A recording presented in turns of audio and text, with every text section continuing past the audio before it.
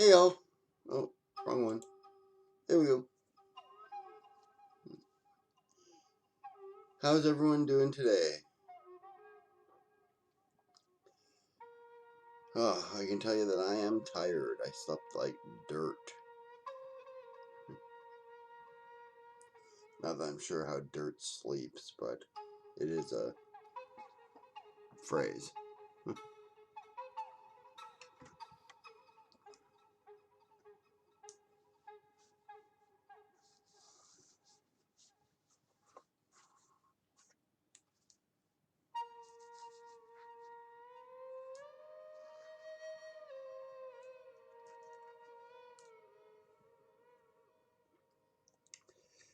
Well, I'm not sure exactly what I'll talk about today. It's sort of an impromptu stream, and it's not impromptu, it's scheduled, but I didn't have much chance to prepare for it.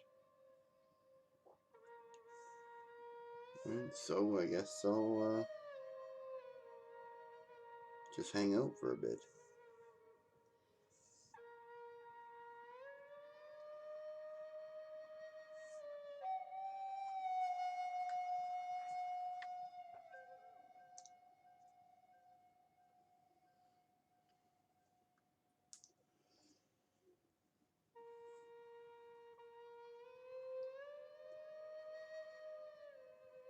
So, as Sable has been advertising, or is going to be advertising, right, I'm going to be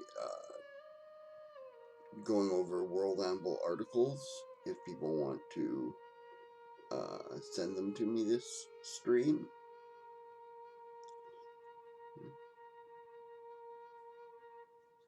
Oh, I turned it up more than you did there.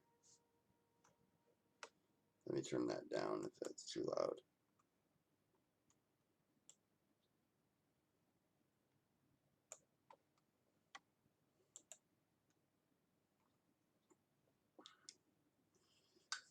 And if, as usual, if anybody's got any questions that they want answered, right, I may have an answer for you.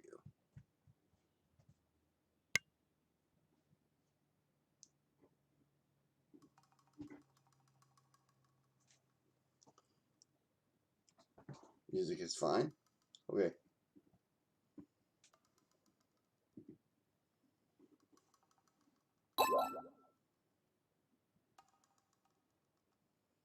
Oh, secondhand. Thank you for a 2-month subscription. Evening, how you doing?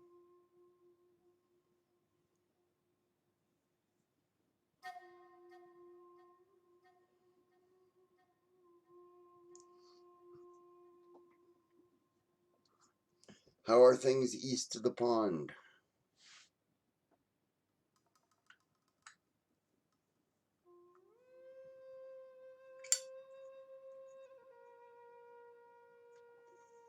That's quite all right, DM Stretch. We're just glad to have you.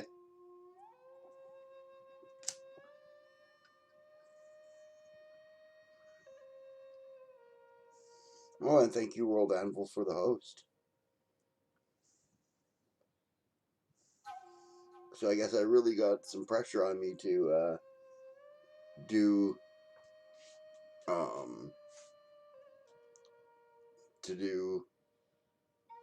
World Anvil stuff now. That's okay.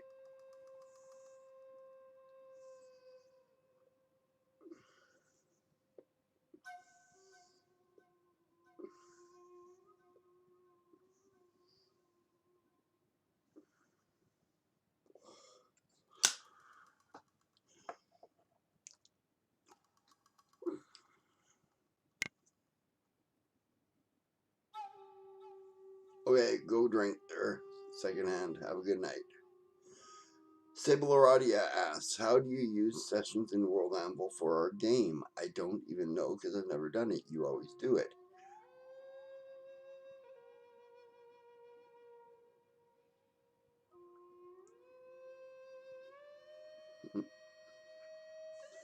Right, well,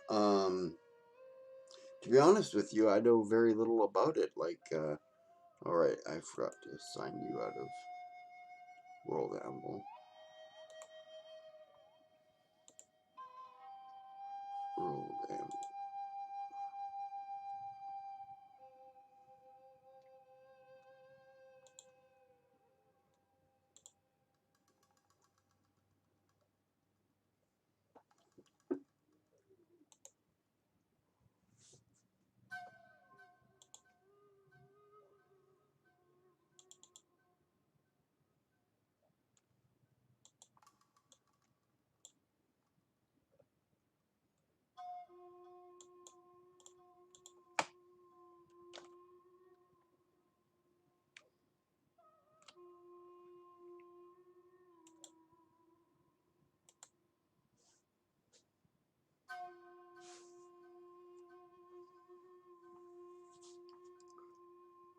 Okay, well, I can show you that if you want. Alright, now that I'm logged into there.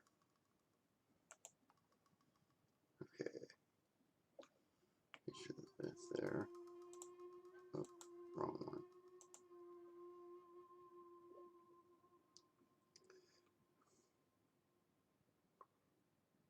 Okay. Well, I can sort of do it like this.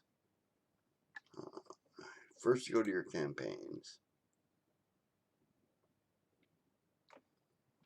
And go and open up the campaign that you want to do this with. And go to the Sessions tab here. Right here. Right? And then I want to edit this session because I'm going to take these two sessions out and put one together.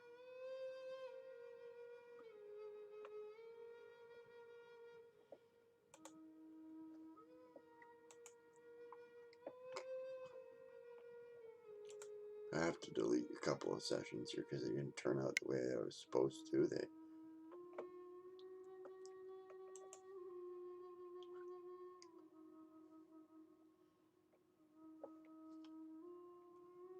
Right?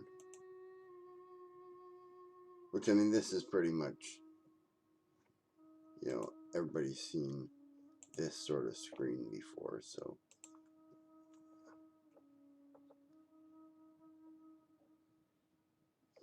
Okay, so now we schedule a new session, right, by clicking the blue button, or whatever color it is there, and we title it. Now, and this one here is, I'm entitling this one based on the sessions that we did, which were learning to use flying suits. So I'm calling it Learning to Fly. And there you go there.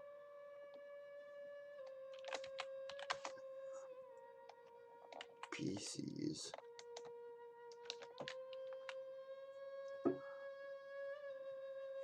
Are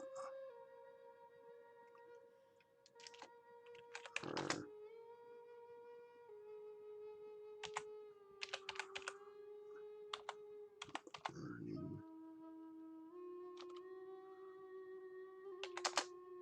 the ins. God damn, I hate QWERTY keyboards. Outs of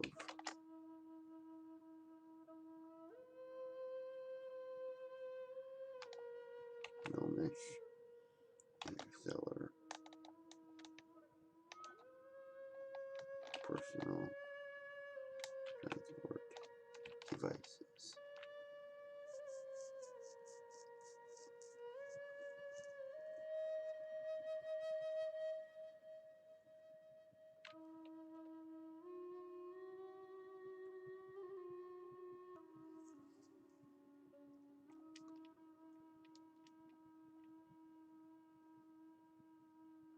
Okay. But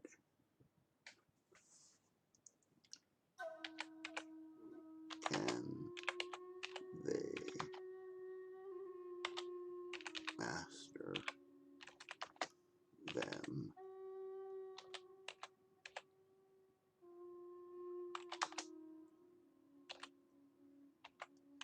enough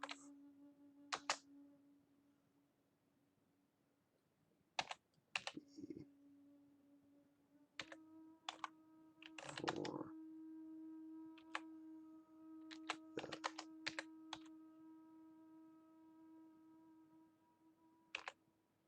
fishmen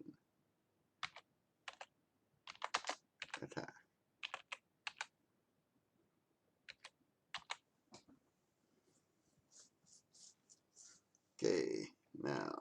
up on the calendar. This was not last Monday. That was the Monday before that, so the 3rd. August 3 at 1800.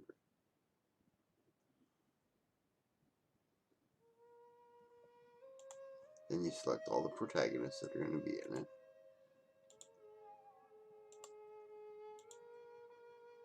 Since it's in a campaign, I pretty much have everybody involved in all situations, so I tried to do that.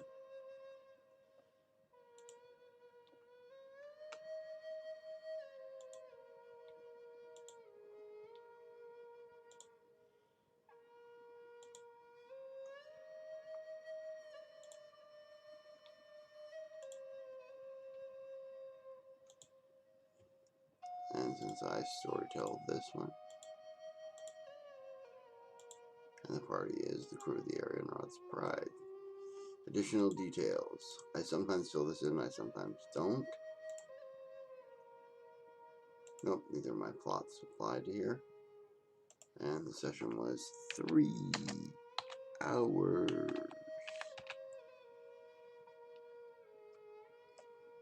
Right. And I don't do location or address or anything like that. And I schedule the session. Alright. Then we had to start the session. Right? Which does this thing here, a stream of everybody doing their thing and stuff like that. Right? All the dice rolling and stuff like that are all there. Right? And when it's done, you go to the open up here on top. Open session settings. And you finish it. Over here.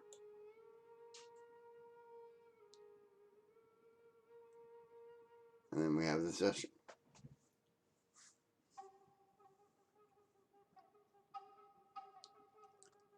Right?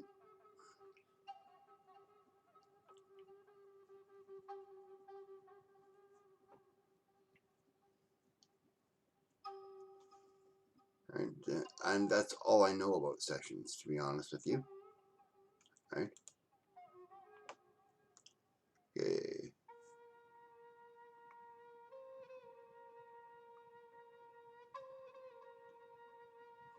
Yeah, hey Bob, how you doing? Alright, Party versus Cockatrice Thing Gremlins from last night, eh? Nice. Right? Foul ups, yeah.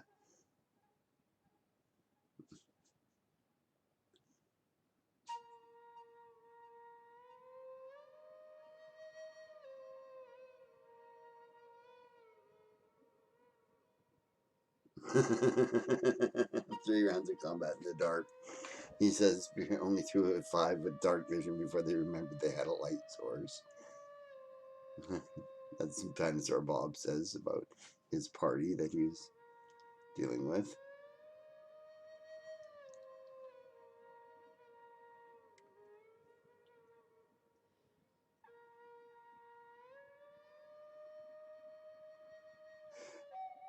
Then another 2 rounds before somebody could fumble their way to the guy that had it. He was the one with had dark vision. It was in his pack. Sure, give the torches to people who don't need them. That's always the great idea. Anyways, I hope that that helps you a little bit with sessions. Somebody can show me sometime anything that I don't know.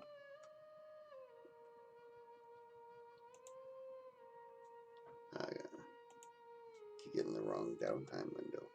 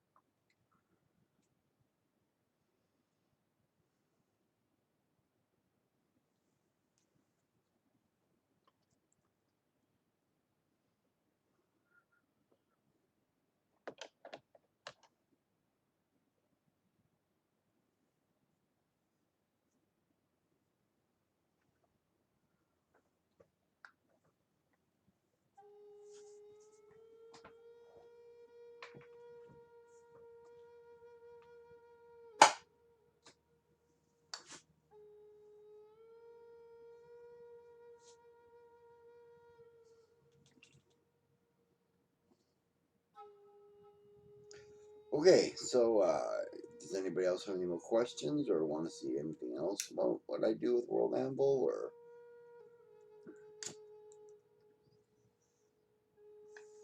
any other questions about role-playing games in general? Your players, your characters.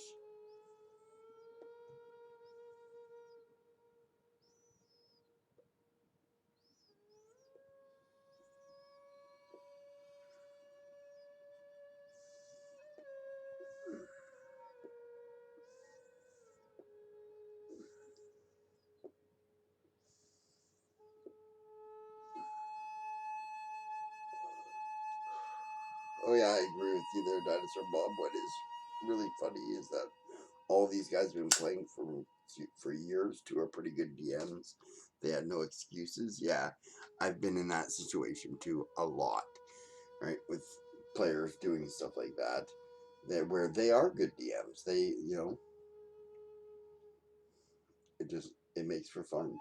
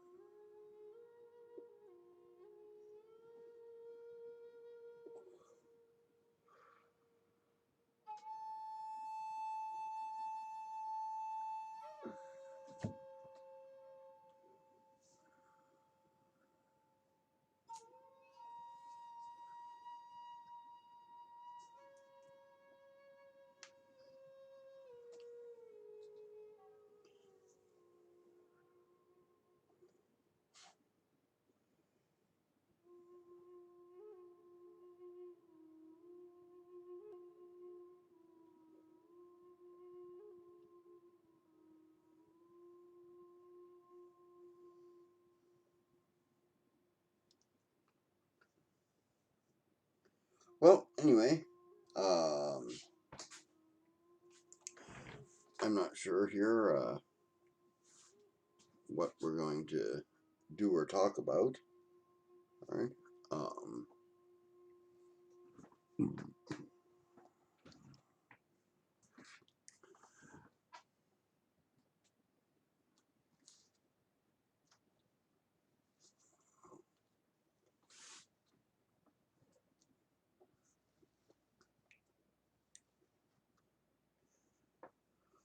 I got nothing baking on this computer, and that's the thing I got. So,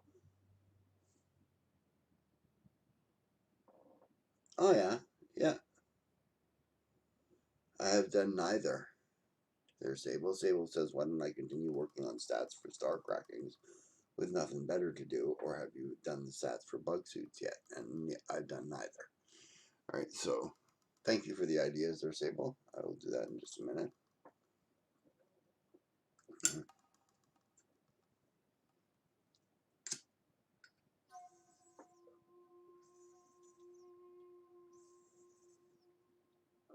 Mm.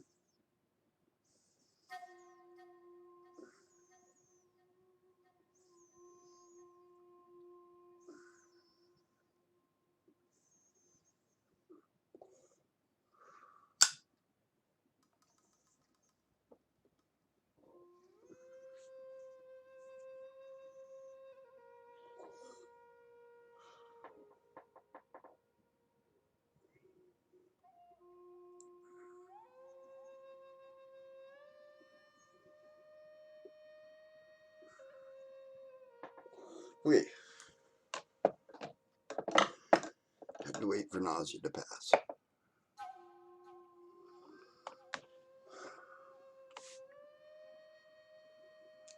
All right, now on to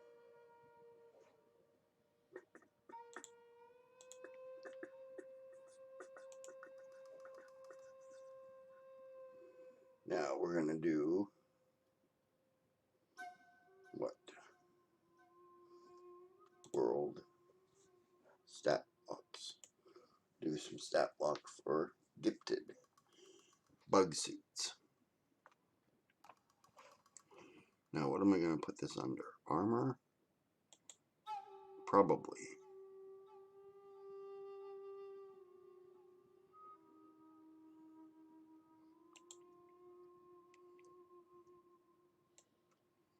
Weapon, spell, settlement. Her feet. Her feet, armor, I guess it is. Create new sheet. There we go. We are in armor. Name of the armor. Name of the armor. That would make sense. So, no match.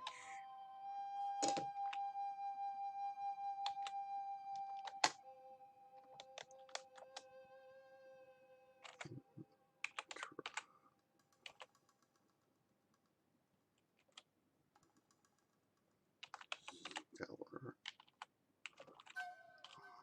Oops.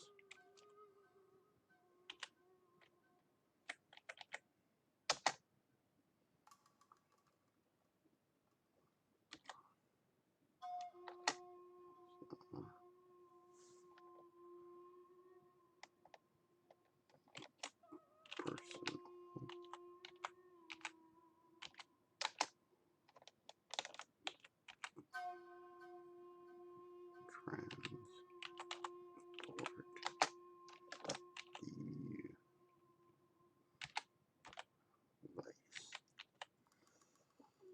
Okay, now let's fix my spelling mistakes.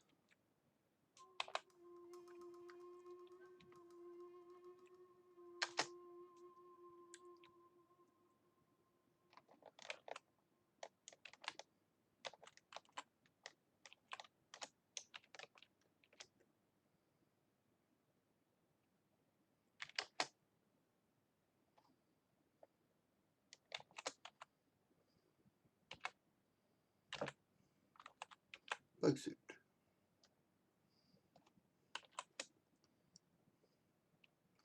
Cost. 6,000. No, sorry.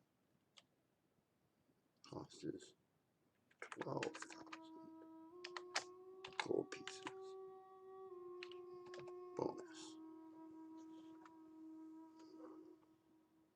Oh, that's armor bonus. Okay. Armor bonus would be 6. Leave. Yep. Maximum dex bonus is mithril. Breastplate. Armor check penalty is normally -3, so it's -2. Arcane spell failure chance is normally, I don't remember. Let's see if I can find it in Archives of Nethys.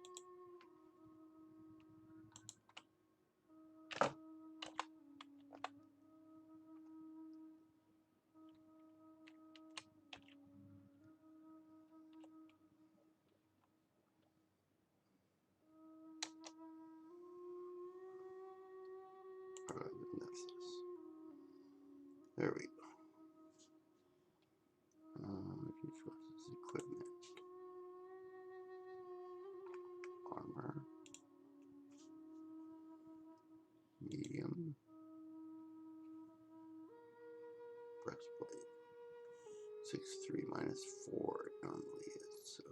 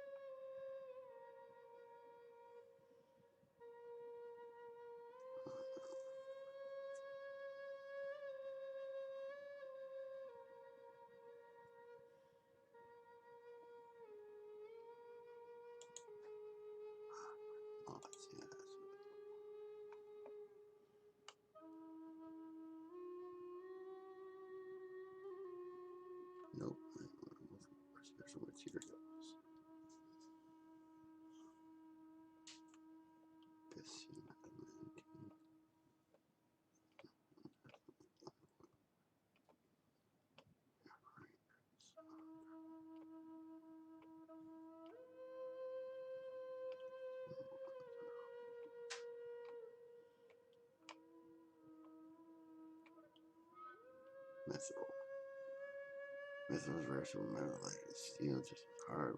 Steel gives good armor. Big armor, blah blah blah. Okay. Increased by 3. Oh, decreased by 10.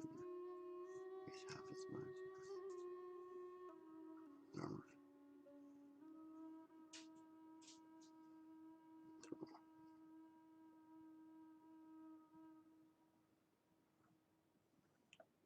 That's 15.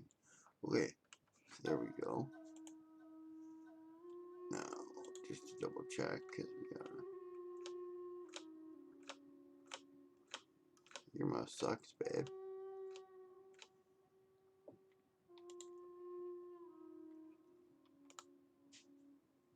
Medium breastplate. Okay, so +5, -1, and 15%.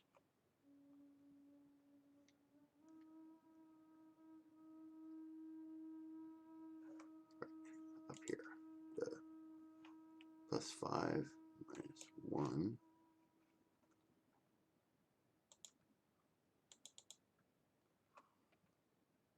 This is 15%. Speed medium is 30 feet. Speed small is 20. Its weight is half as much as it normally does, which it normally weighs 30 pounds, so 15 pounds, but it adds about 10 pounds for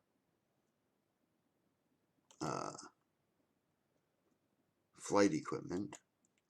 So we go 25 pounds. And 25 pounds is roughly a little more than 10 kilograms. We'll say 11 kilograms.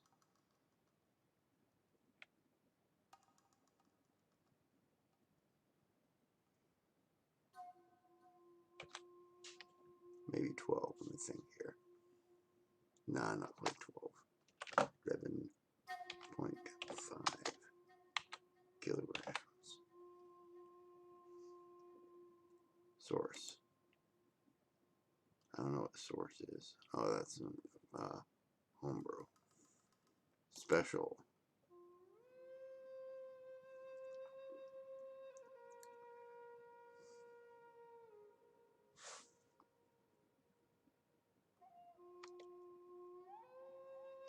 The so gifted allows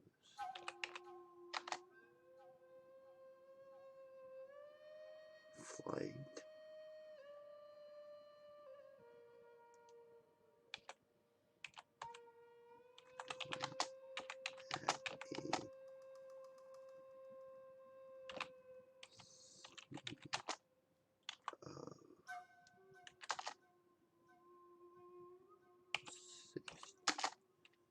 feet.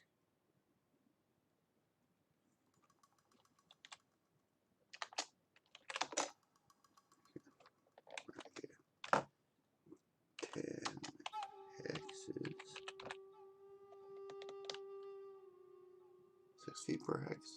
No, 5 feet per hex. 12 hexes.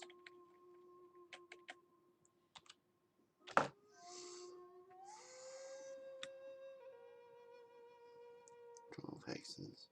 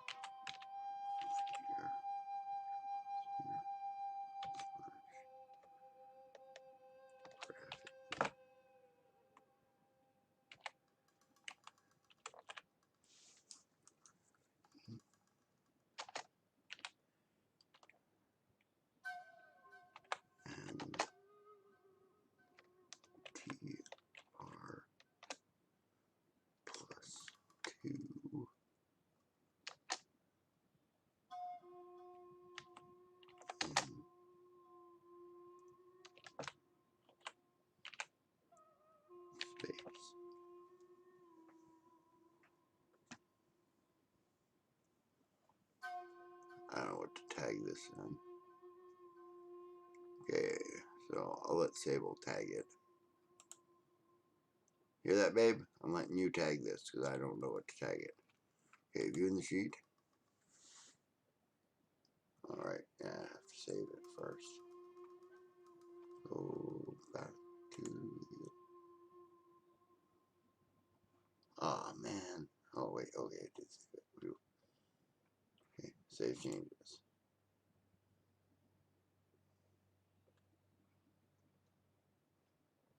Okay, then go back down and view sheet.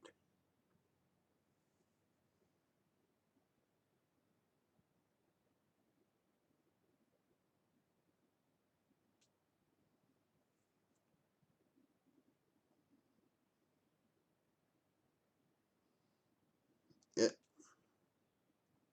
that's how you make an item. And,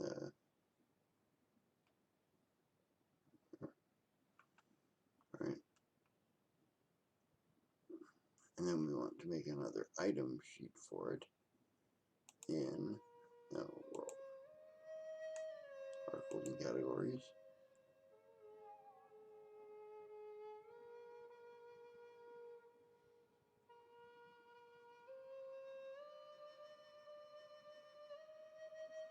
Loading, loading, loading. Keep them articles loading. Okay, let me see what I got here. Technology and archaeology. Nothing. Okay.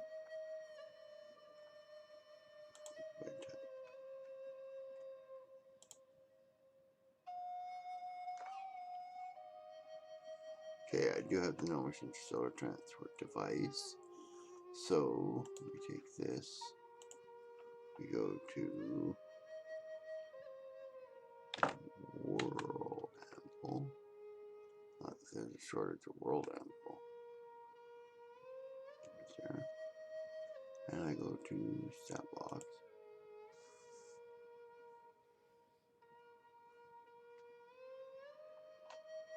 Be at the bottom. Why do I have two goblin explorers in here?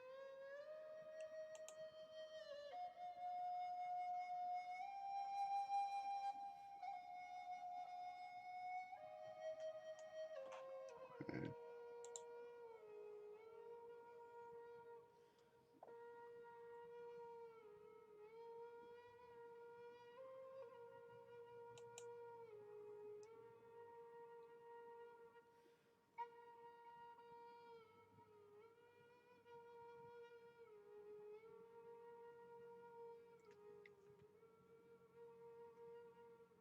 I don't need both of these.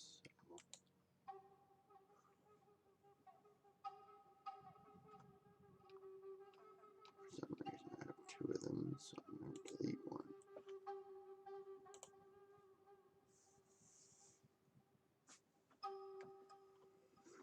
Okay, anyways, we go down to the bottom where we find this in here. And we copy and get that. Go back here.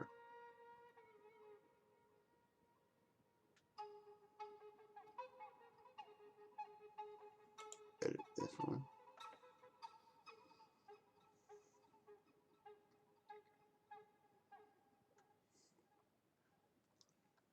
Now, I've got the thing copied in case I need it, but let's see where we go here. Section.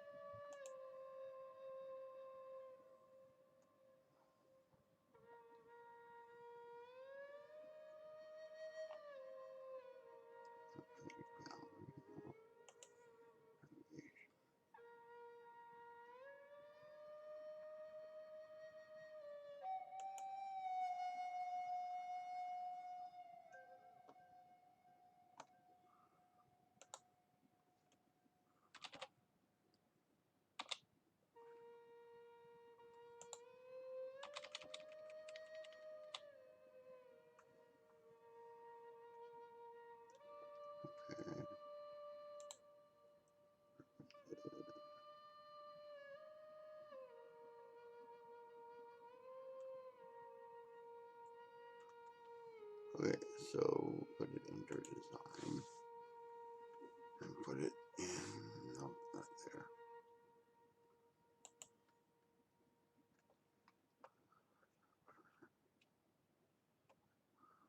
Bottom, content panel bottom.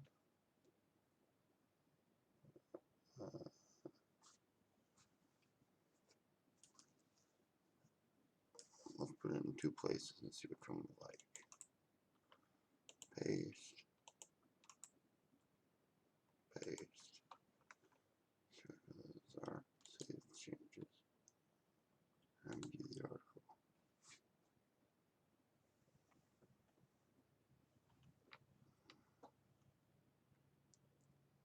Okay.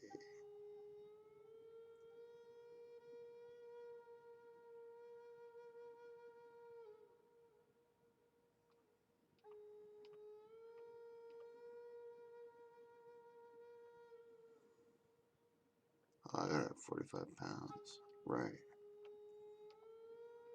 That's not good. Neither one are any good. So then we'll put it at the bottom of this thing. After significance. Okay. Need that. Get rid of them here.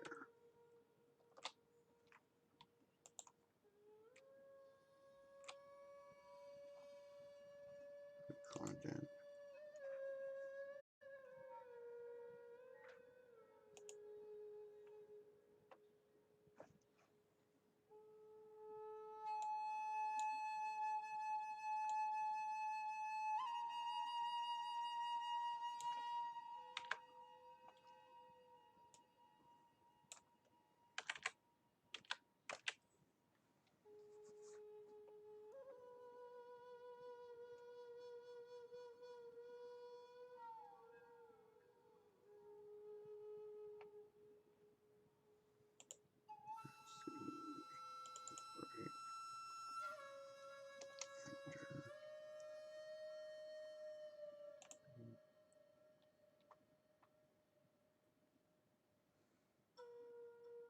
Wait. I forgot about this. I gotta put this in as a secret.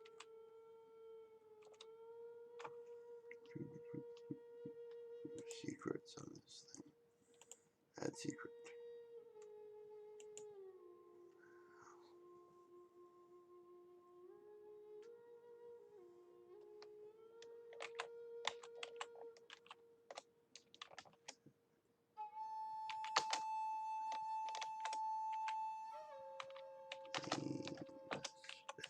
You only get these if you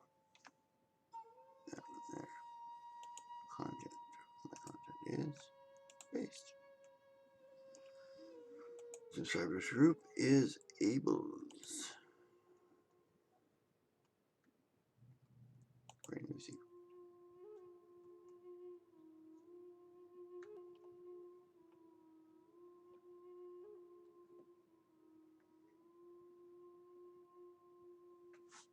Okay, does that save it in there? I don't know.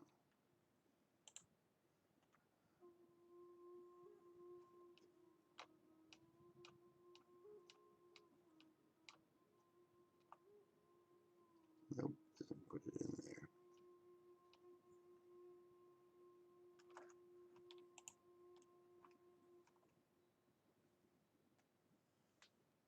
Oh, I don't mind. If Rowan looks at the bug suits, they're Sable. Hi, Rowan. Well, welcome aboard.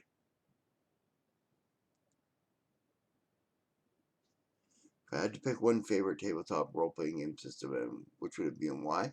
I like Pathfinder because it is the most versatile. That's a question from DM Stretch there.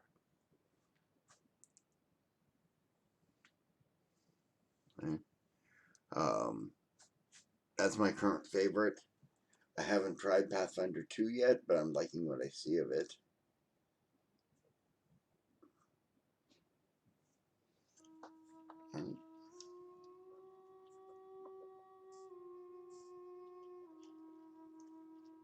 Okay, Sable. Question for you. How do I add this secret to the article now?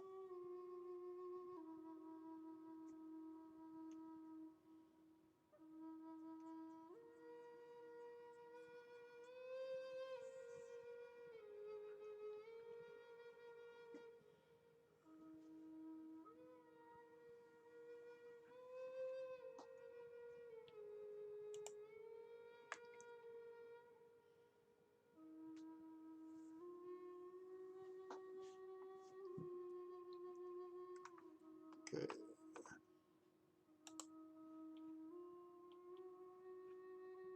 Add that secret there. Okay, we'll see if we can put it in there. Content.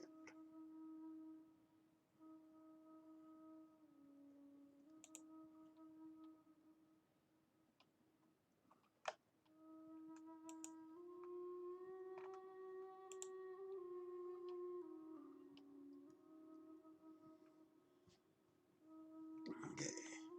Put it in here. Enter and paste it. See if that works.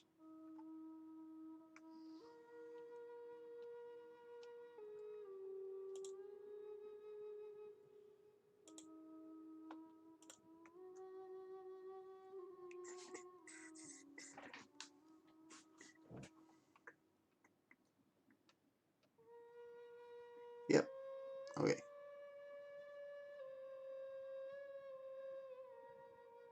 For some reason, it's the CSS has got this thing over the border, but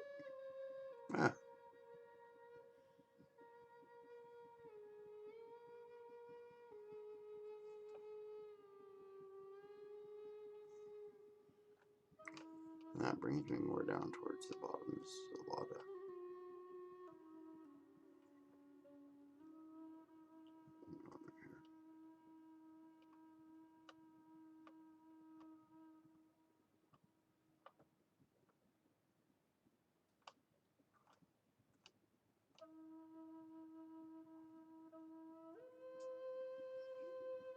okay. Now that finishes that off.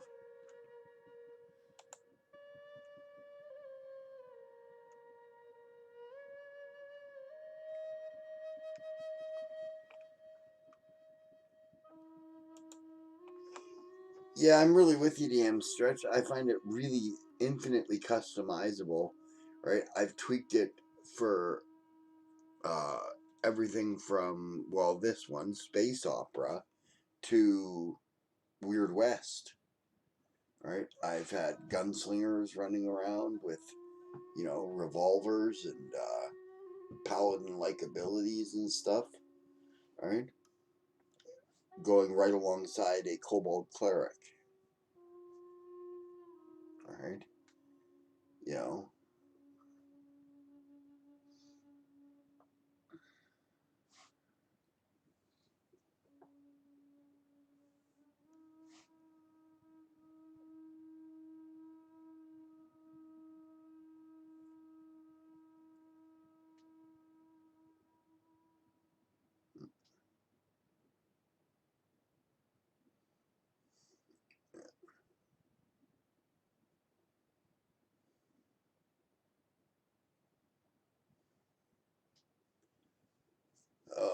my brain is melting today.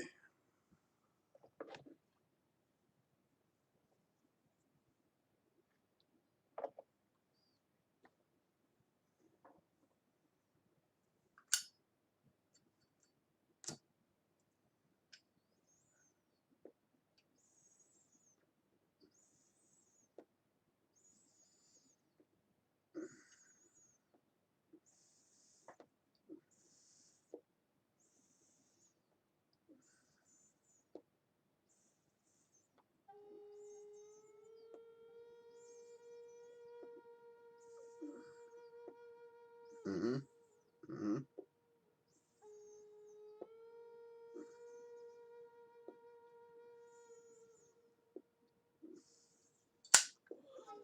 The abstract says, plus with Pathfinder 1, you have the CMB and the CMD, so you can do more than just the old I hit it.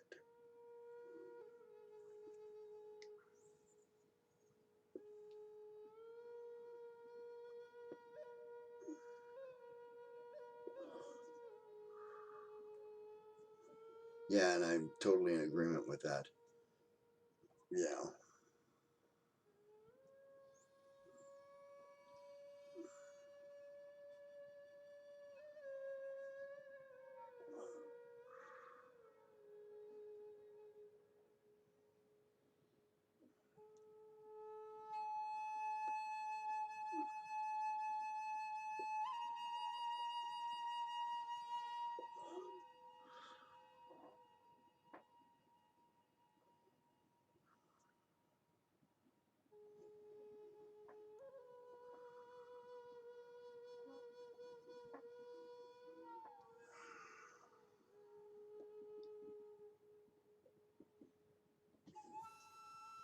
Sorry I'm all lurky today. I was going to have questions for you today, but attempting to maintain the peace for some of the kids that are doing their first D&D game for the moment. It's going good so far, but definitely some fingers want to meddle. Uh-huh. Yeah, you are supervising their first D&D game there, Darth Nicholas.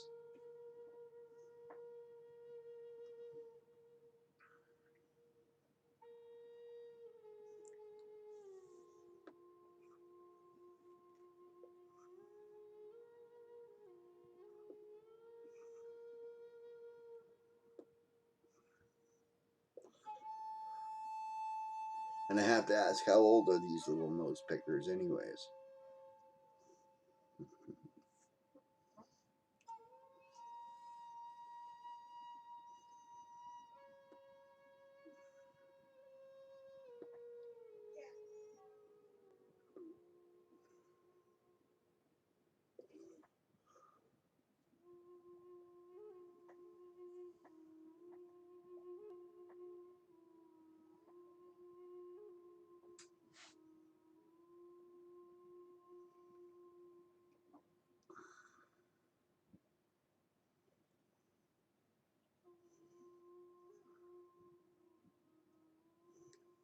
Yeah, that's a good age. It's a good age to start doing it. 12, 11, and 10, and a 16-year-old starting to DM their first game. That's awesome. I give that 2 thumbs up. I only have 1 thumb.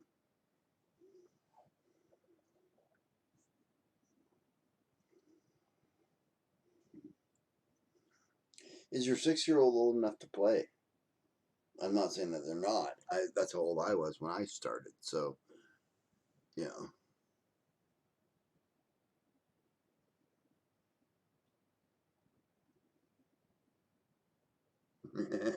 That's right, Rowan.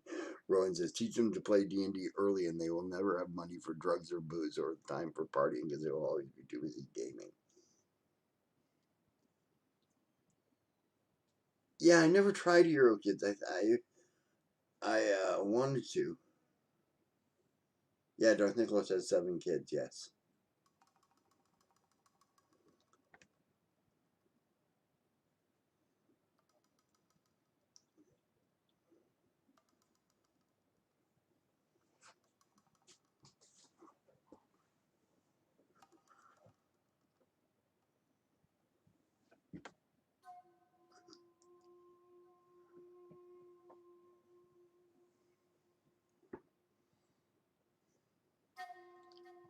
Yeah.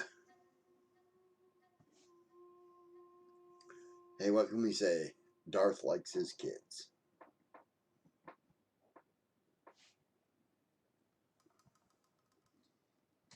Me too, I have 7.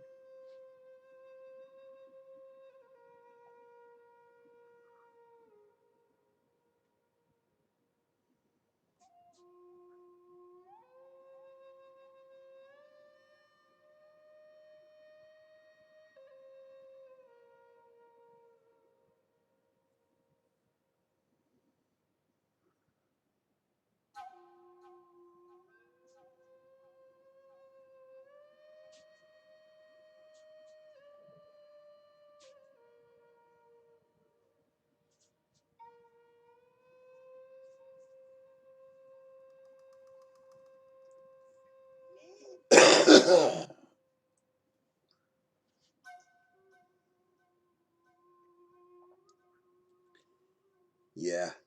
Yeah, I'm with Darth Nicholas on that. Or, you know, it's just fun to be around. It's fun to have the kids around doing the stuff that you like.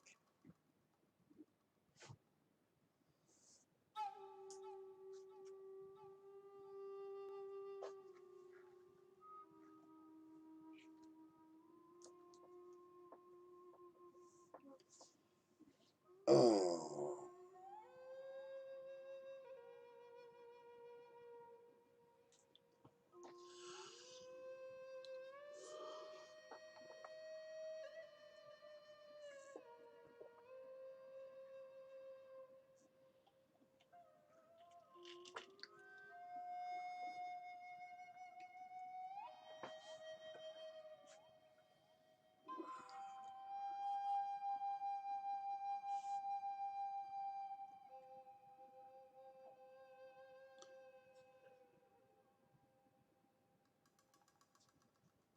Help yourself, babe.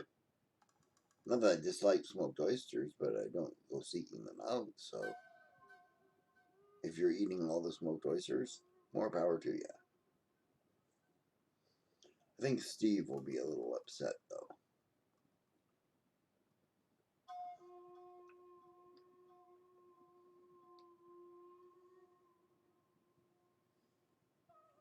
Yeah, when are they coming, Ron? I heard they're packing up now.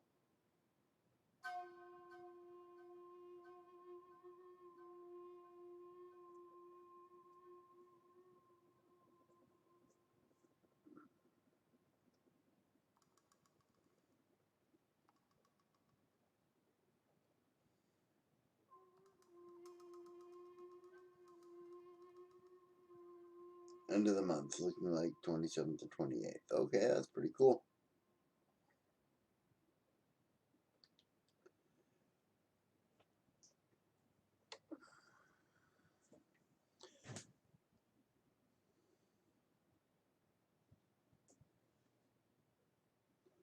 Paul's sister-in-law's schedule. Is she lending him a truck or something to haul their stuff up with?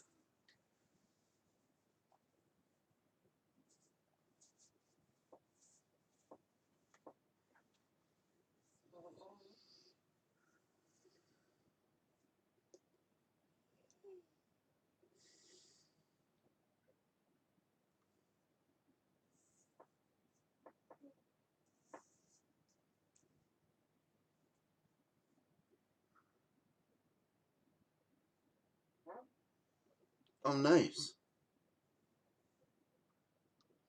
So maybe they can set up your stuff a little better up there.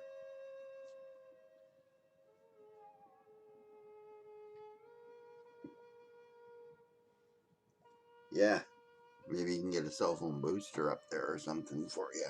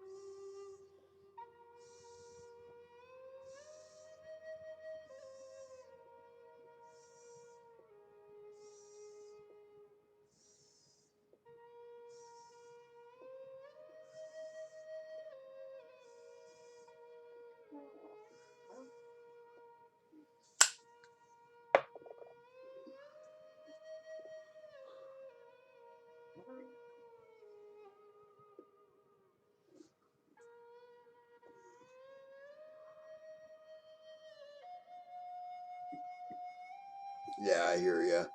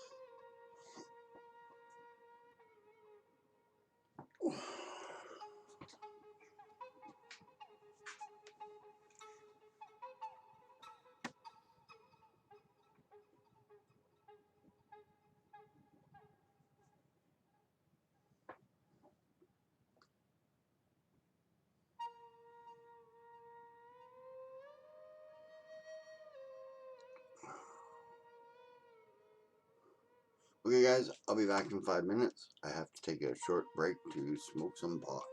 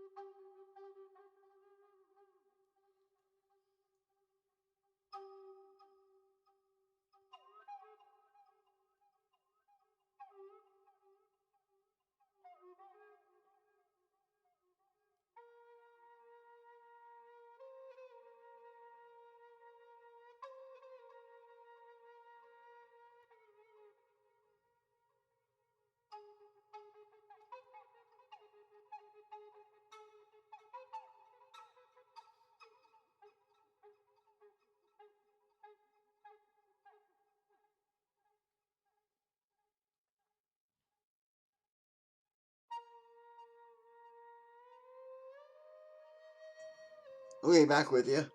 Sorry about that. That's what I do for painkillers, and it makes me as normal as you see me now.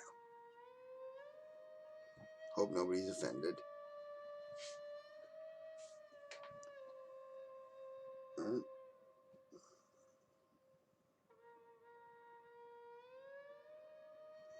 Anyways, I got nothing I really want to work on right now, so I thought I would work on my map. Which, look up.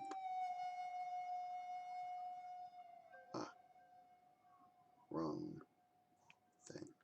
Stream manager. I gotta do that one.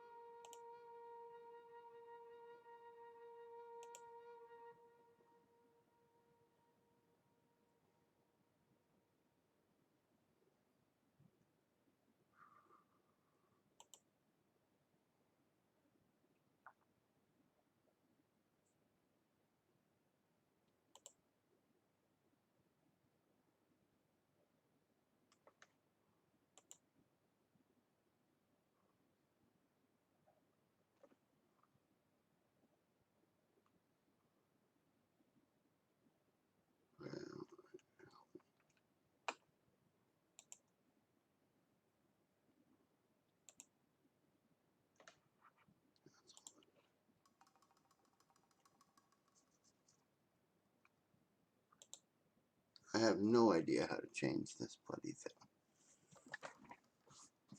I've got my own windows open, so I'm going to try and figure this out.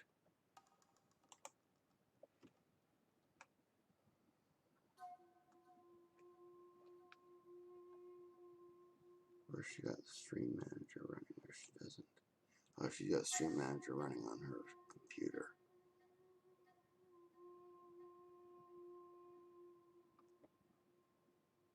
So in that case,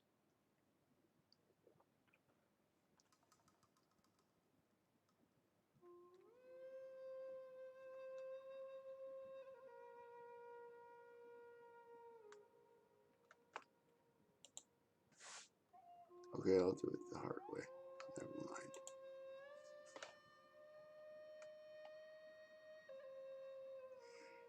How are the D20 modern firearms stuff? Rowan asks. All right. Well, I think they're okay with a couple of tweaks. They don't do guns enough damage. They're not lethal enough.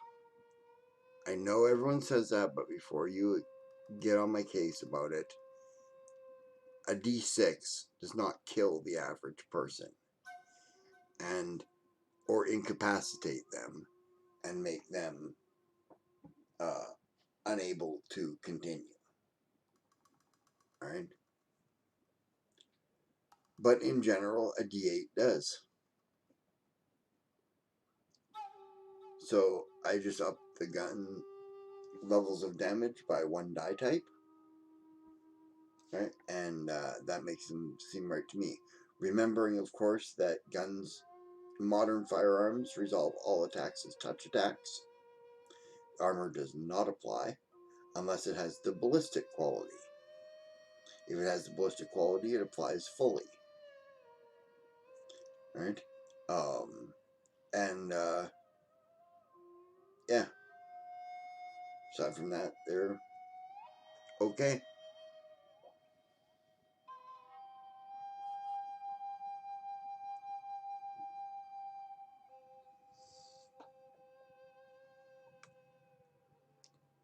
Okay, I'm just going to quickly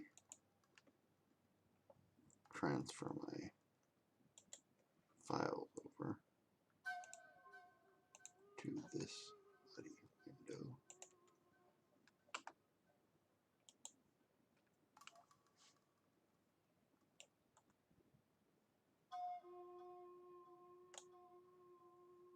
There. Now, you should be seeing the map I'm working on when I go to the main. Yes. I wonder if Sable will figure out what map I'm working on.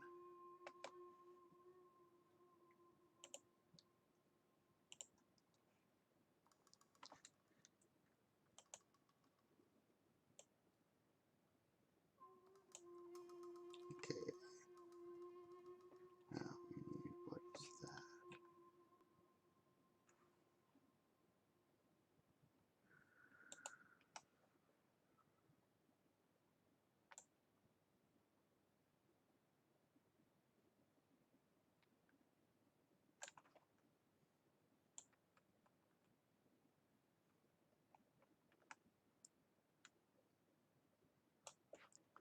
Okay. Biomes are shrubland. Ah, okay. So we got one area shrubland there, an area shrubland there. Okay. So let's go to the map. No, the map. Bring up the thing and go.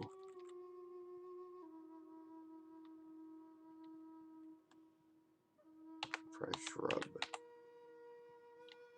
Nope. Grass. There we go.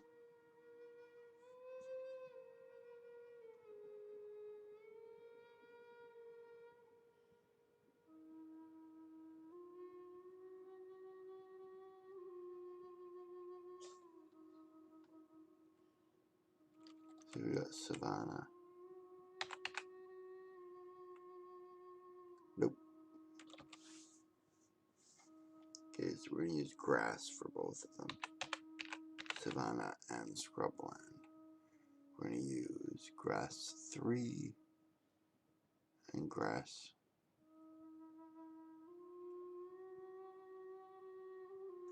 scrubland. Let's see. Red 2. Grass 4. We're going to use grass 4, not grass.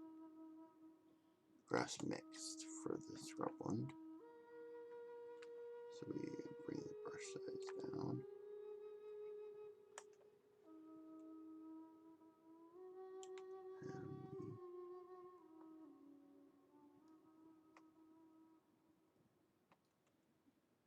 And we fill in this area.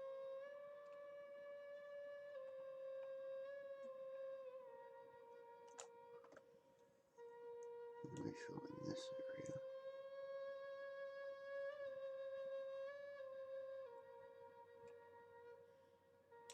Okay, now we need some more dark to cover this.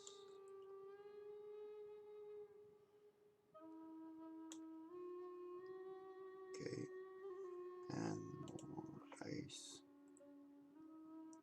on here.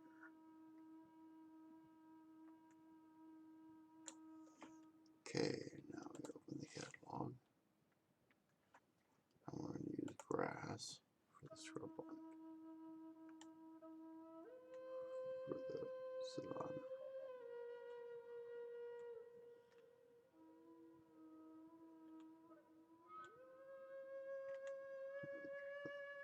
Bigger.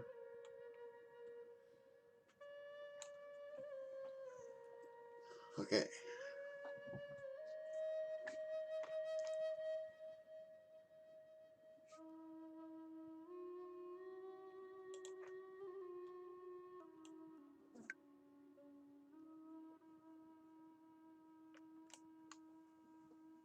Okay.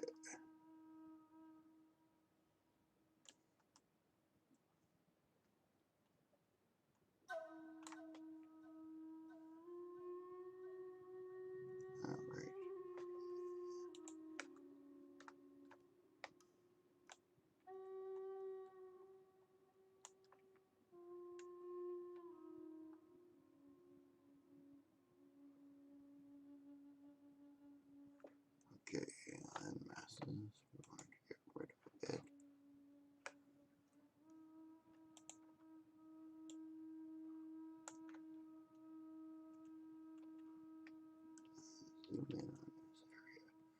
This is supposed to be one thing through.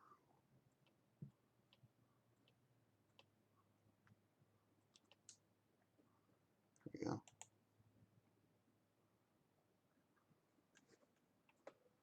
There.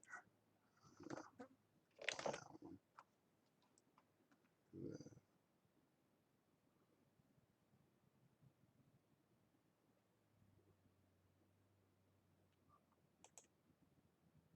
That's better. That.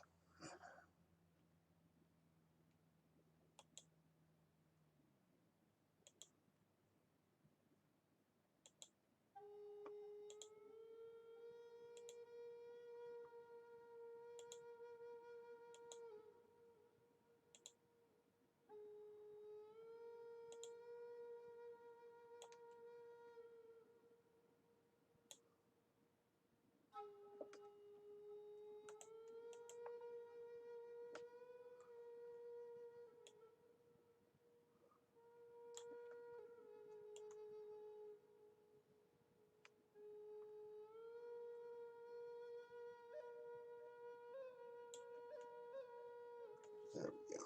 That was better. Okay.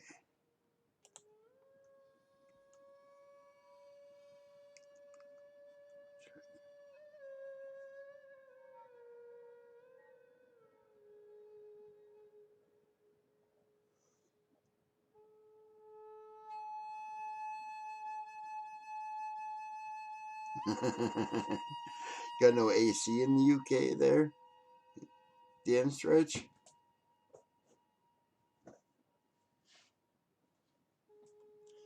I don't know. The last time I was in the UK was in the 80s. So, like, nobody had AC in the 80s.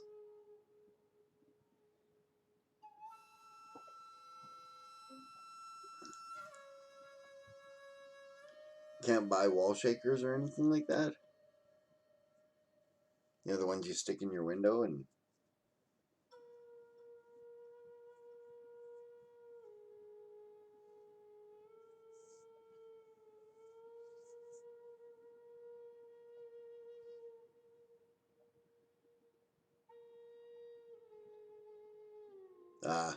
they're not cheap here either, to be honest with you.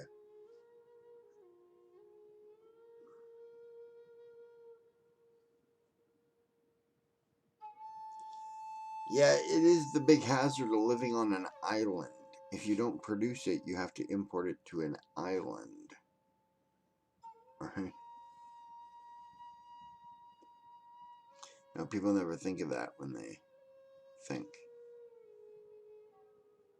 I want to move to an island. Well, but I have, because we were considering moving to Prince Edward Island. Anyways, I'm going back to my map. I can talk to you in this while I do my mapping.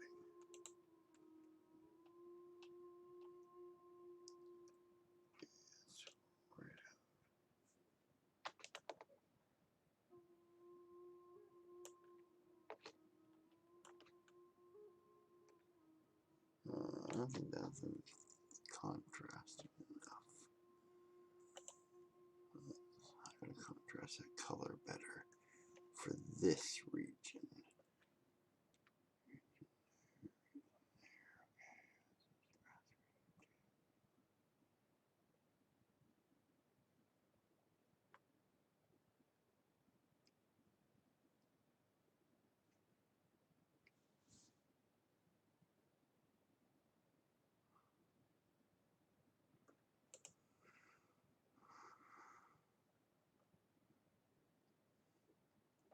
Okay, we're going to try this one.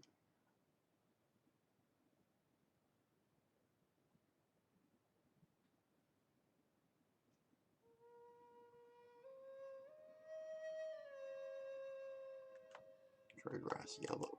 Try that on this region.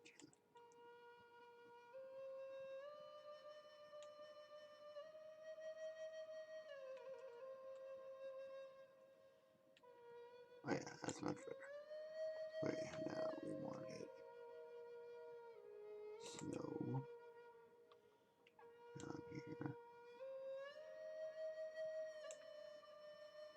Okay, checking the map.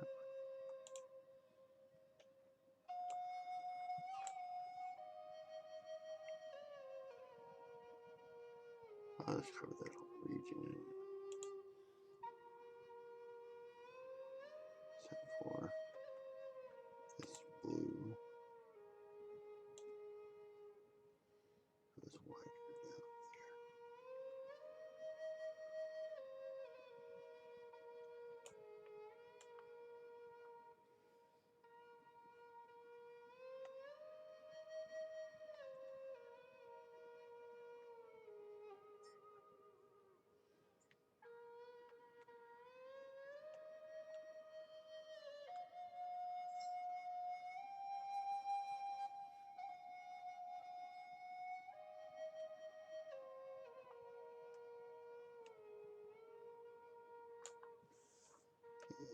Snow. Cover the whole thing in snow.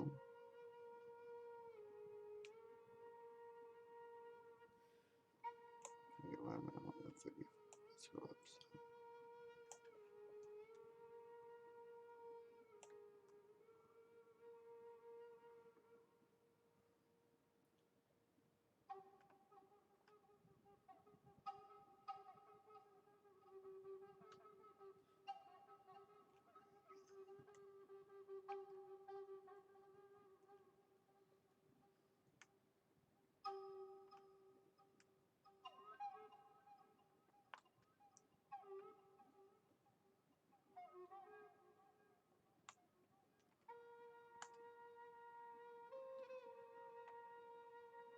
If you're watching this able, tell me what you think of what the map looks like so far. It's your world.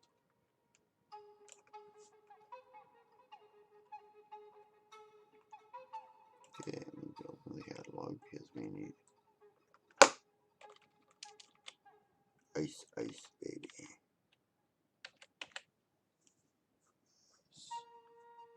No ice, no white.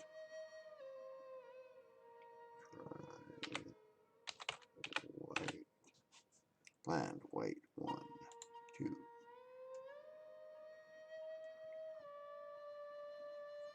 Now I check my variant. That's ice.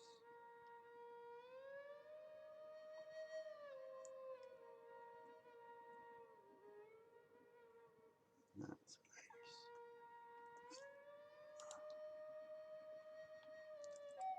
Okay, down to 30-ish.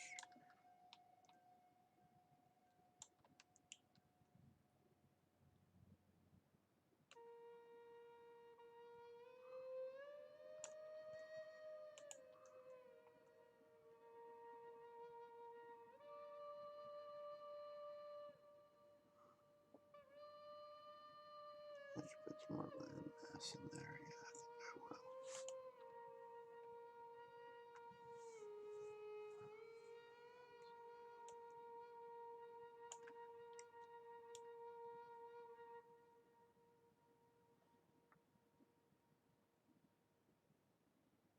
Put more like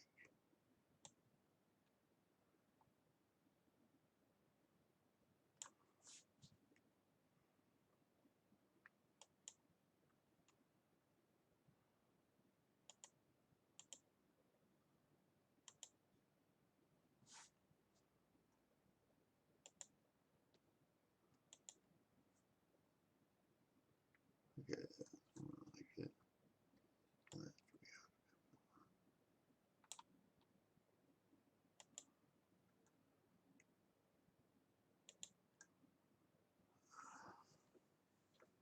Shape of the coastline is important.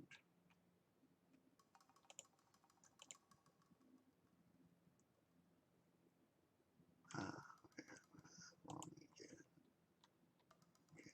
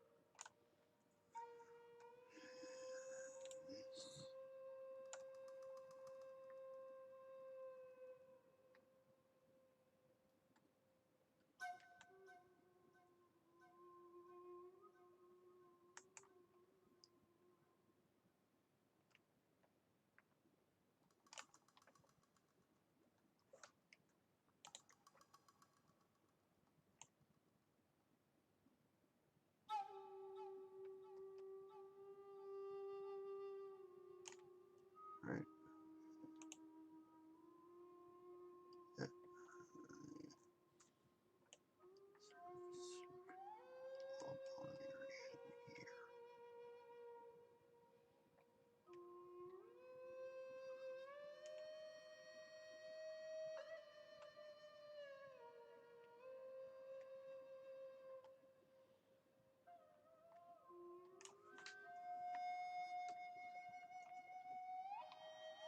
Hey.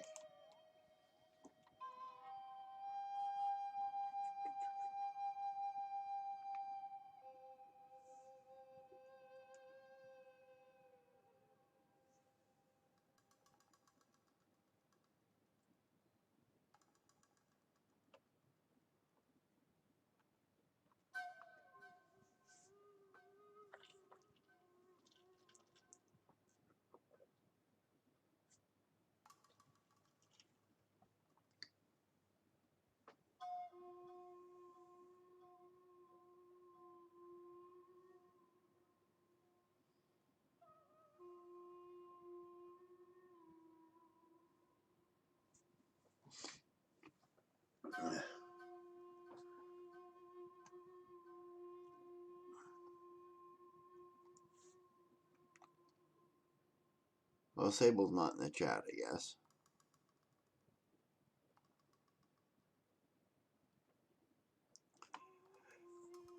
So back on subject of role-playing games, I mean, this is a map. It's a role-playing game accessory, but it's not role-playing game, right? And it's not World Anvil. So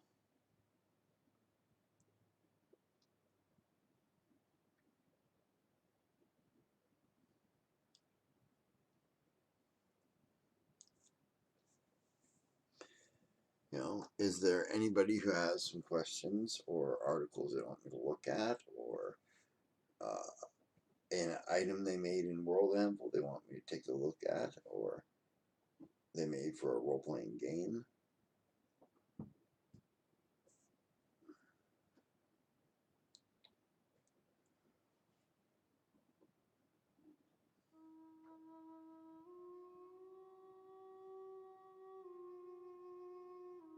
Alright, Amstrad, sure.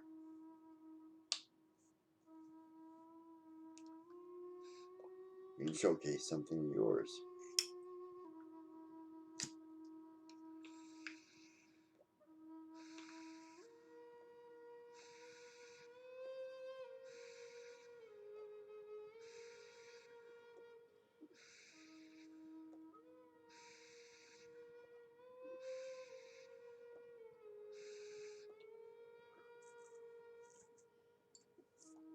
It's hot.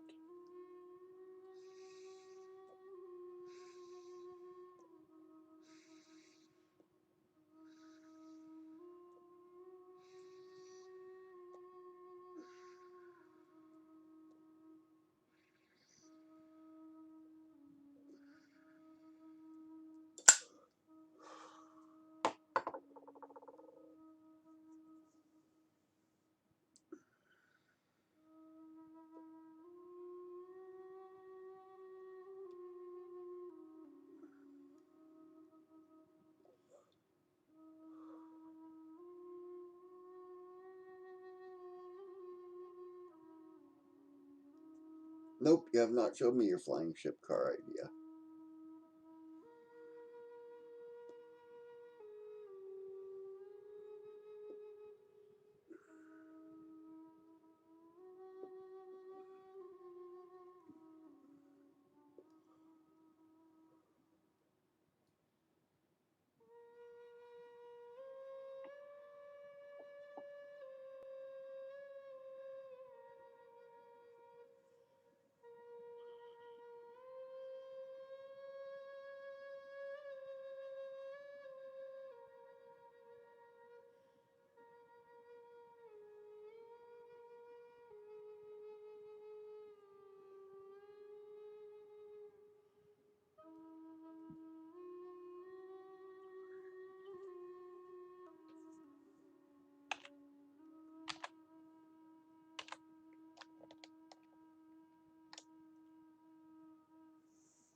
what is RNG there, Rowan?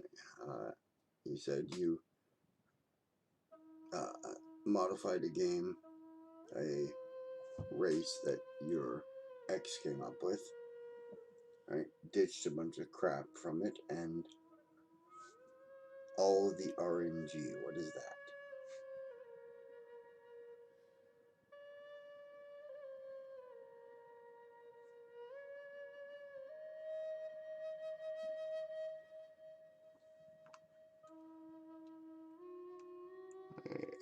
Fire it up.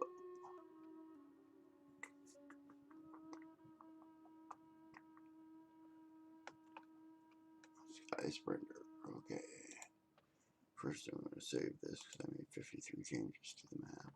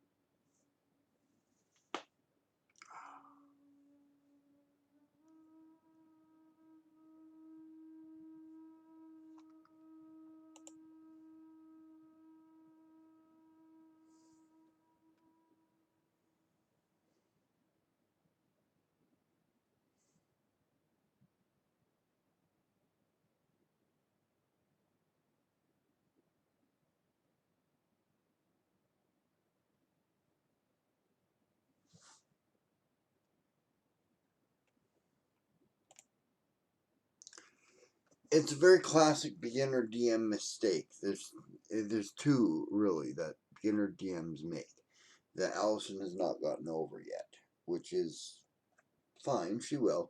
One is random tables for tables' sake. All right. All right.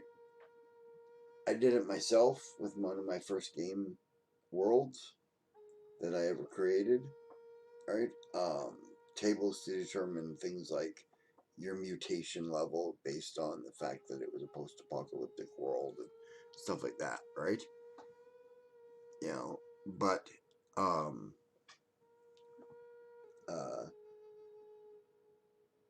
the other one is Monty Hall, right?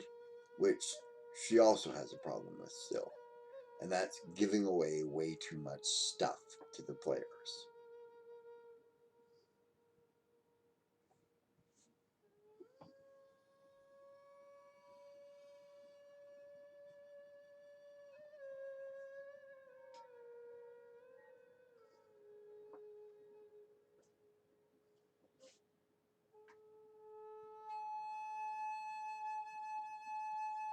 Yeah.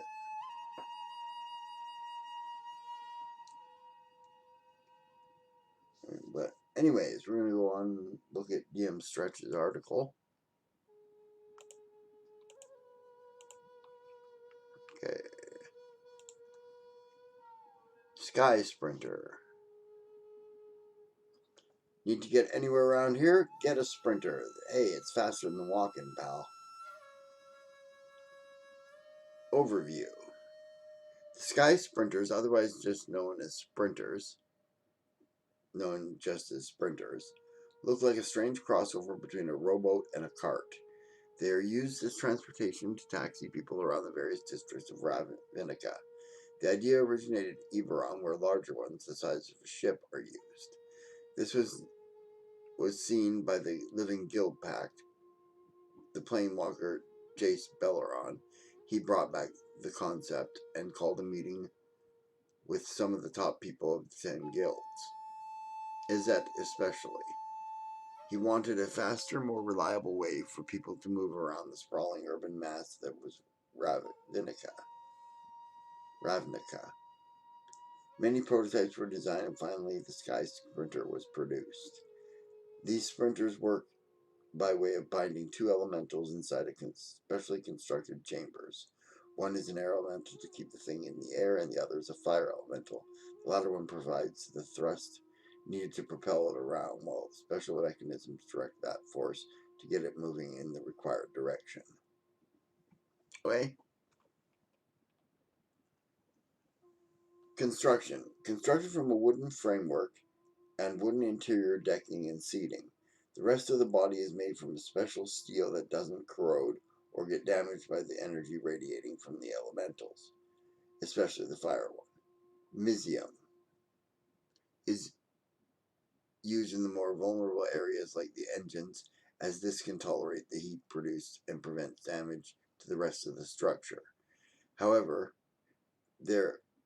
these are regularly maintained by the Izzet League just to ensure that nothing goes wrong, as prevention is better than a cure.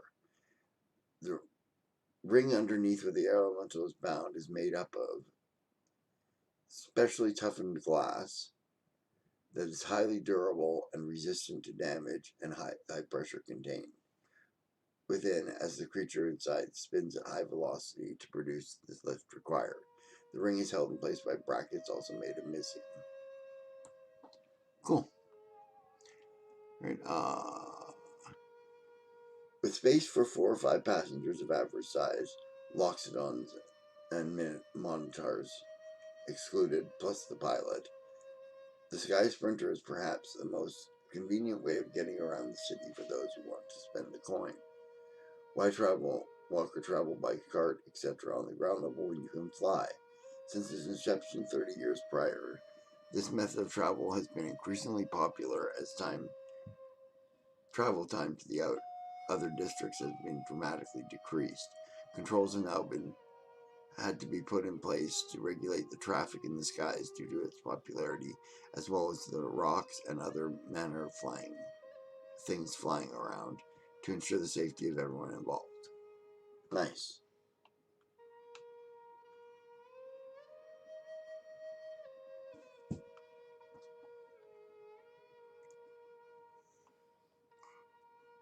That's pretty cool. Okay. Do you have any game mechanics for it?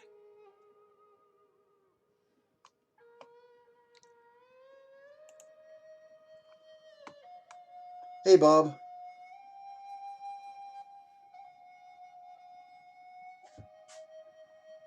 I thought it might be Minotaurs their stretch, but I wasn't entirely sure because I'm not that familiar with MTG.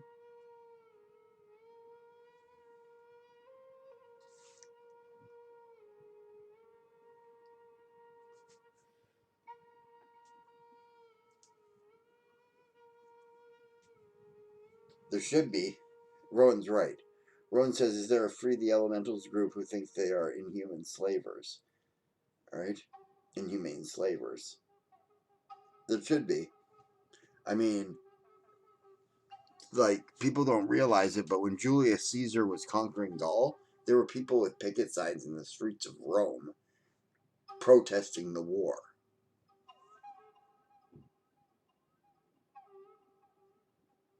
Right? We know this from records.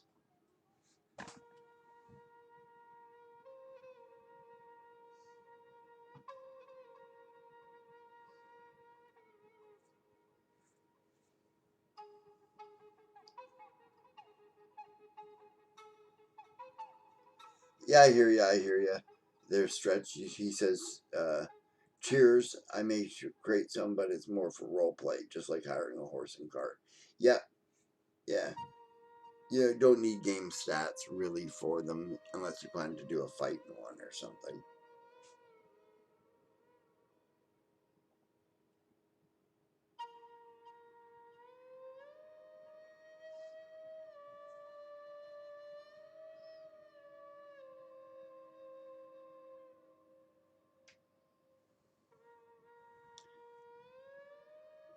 Yeah, if they're not sentient, then I don't think there'd be too many people that would be too bad about it. But if they're intelligent at all,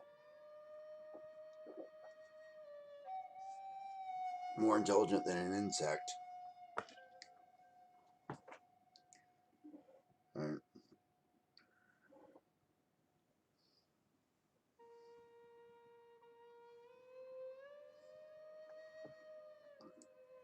Yeah, being quite honest, you'll always have bleeding hearts that will protest anything that looks abusive. All right. Doesn't matter even if it isn't abusive. Value all people protesting it. Okay.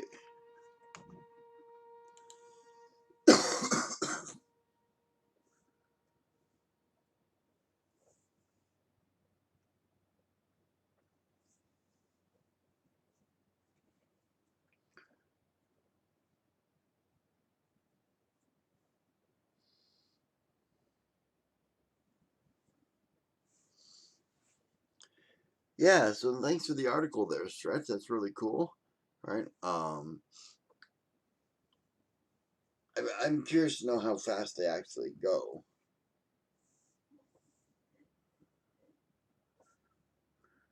Right?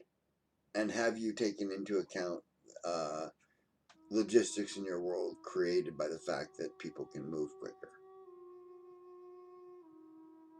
30 mile per hour, so about 50k.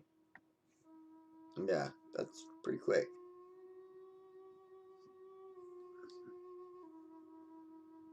And you consider that a cart does about 4k. Right, so they're 10, 12 times faster.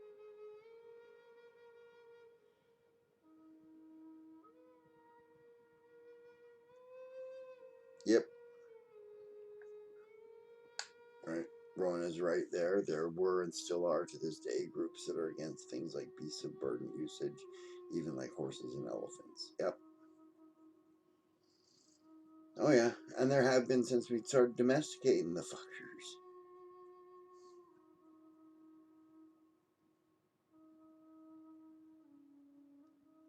Yeah, remember that disease will spread too, much further, much faster, and much harder because you can travel faster.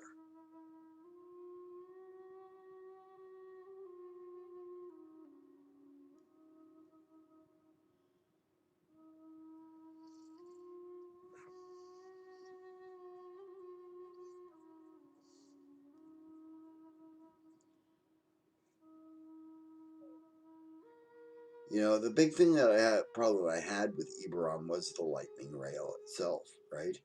The fact of the matter is that the creator of it never took into account the idea of logistics. The fact that you can now move mass numbers of troops safely across a vast distance quickly, right?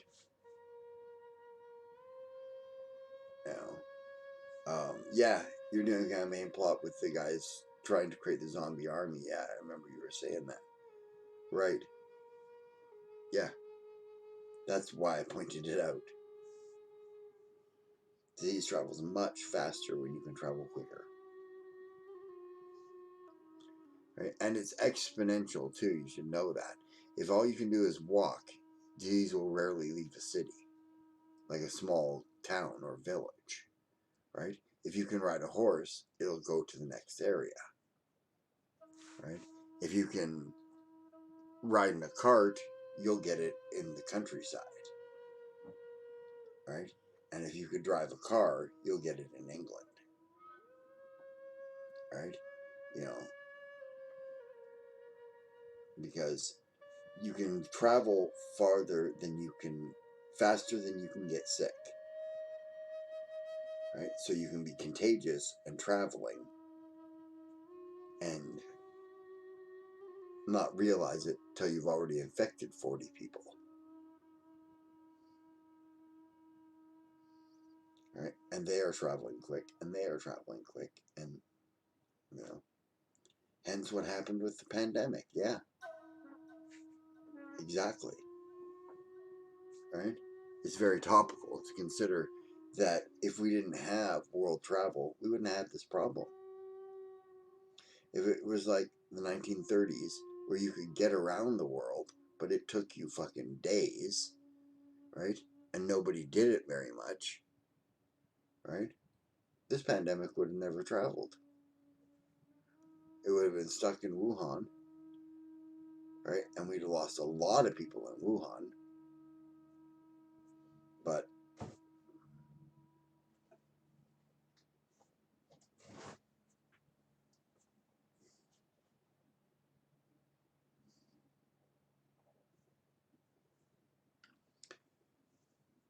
So the faster and easier you make travel, the wider and the more contagious you make disease. Yep, exactly, DM Stretch. Yes, more travel equals less containment.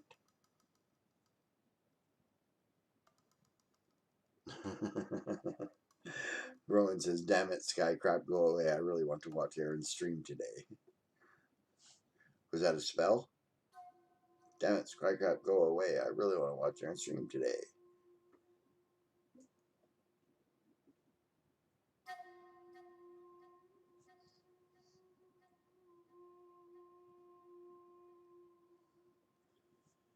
Let's see, what did they say was hostile?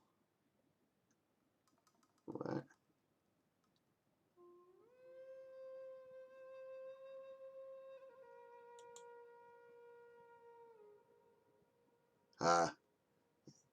Apparently you're not allowed to say idiot in this chat, so I just freed that word. Because if I can't say idiot, I can't address most people.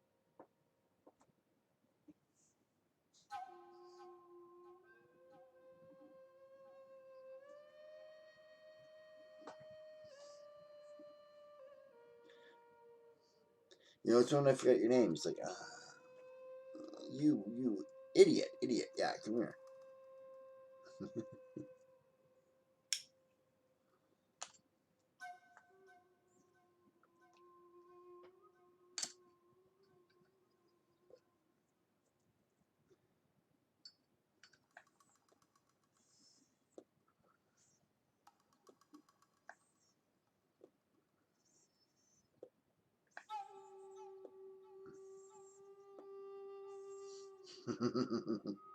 That's right, Ron.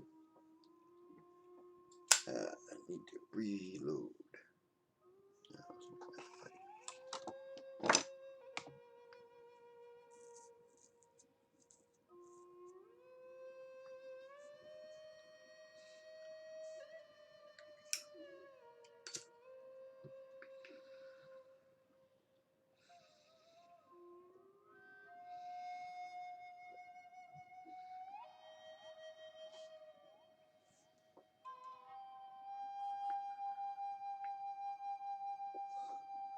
Yeah, ID Ted Tier.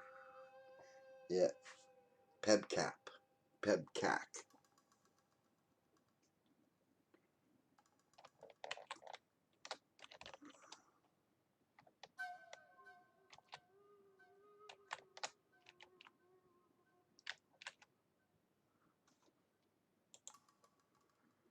Problem exists between keyboard and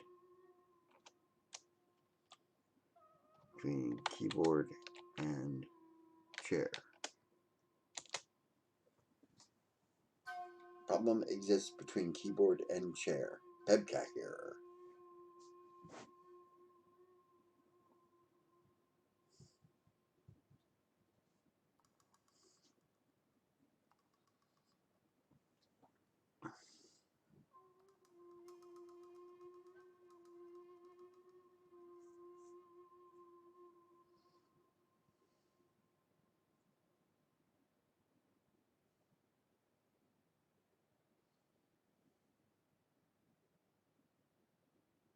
Also known as an organic interface error.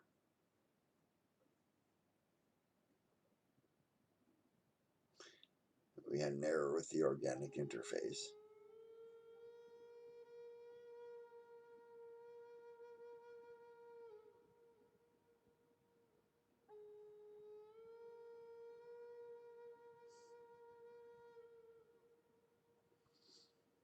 Okay, guys, I'm going to take another 10-minute break here and smoke some more pot. Yeah, picnic. Picnic error. Yeah, problem in chair, not in computer. Yeah. Yes, I've noticed your spelling is worse than usual.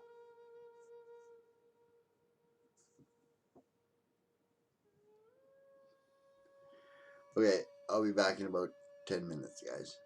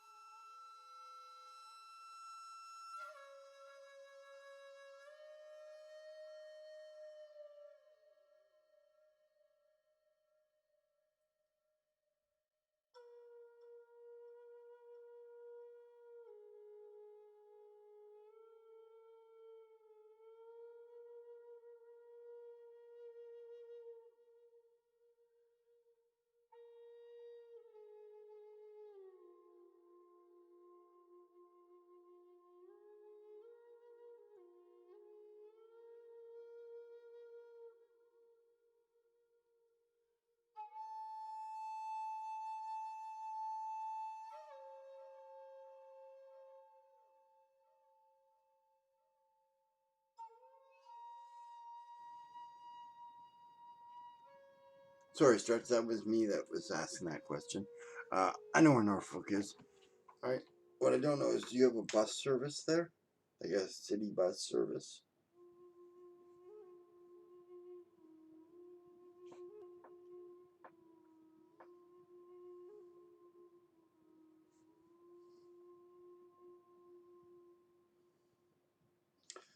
What's it cost to take the bus across town? Say you were on one side of town and you wanted to go to the other side of town.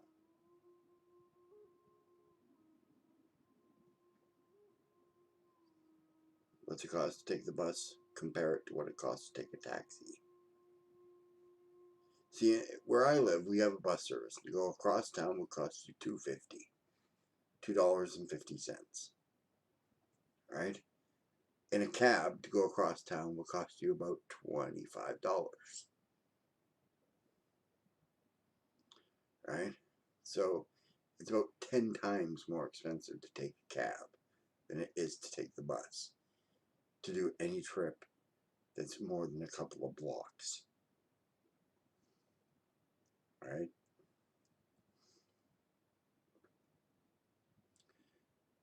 So I would do a comparable thing with your place there, Stretch. I would say if you're taking a cart, it's a flat rate. Right? Flat rate, or maybe a zone rate if your city's really big.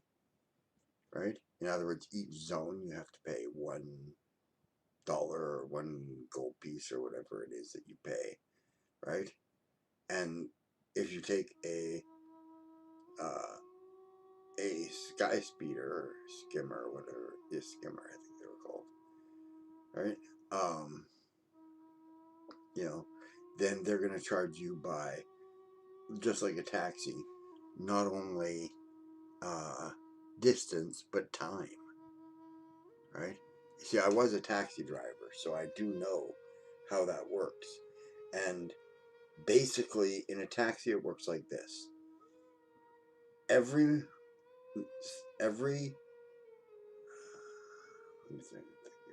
100 meters, so 300 feet approximately, right? I'm saying that for the people in Yankeeville that might be watching or is watching later that don't know what a meter is. Every 100 meters, right, the meter clocks up once, right? When I was doing it, it was 15 cents.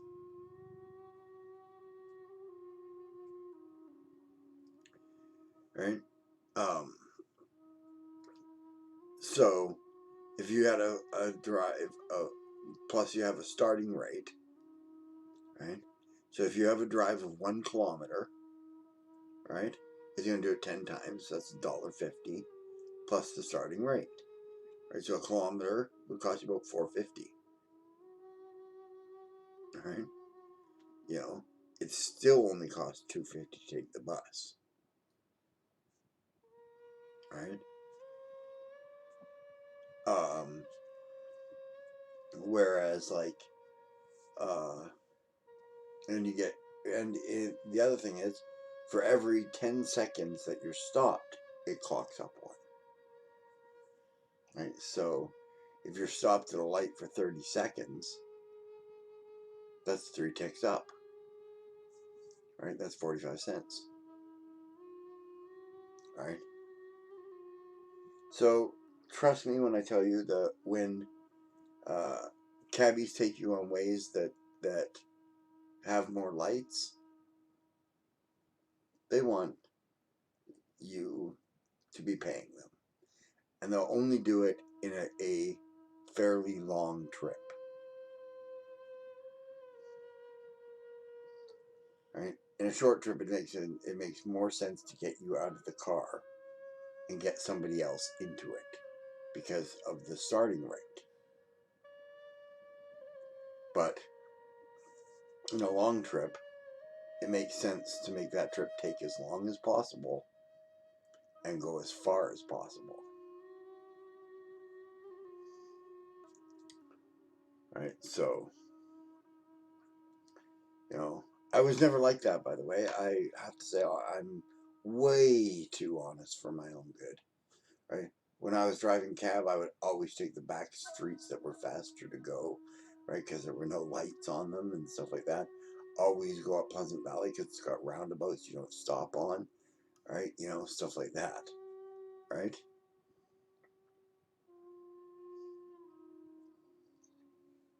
You know, and and frankly, I was the second highest tipped cabbie in the city.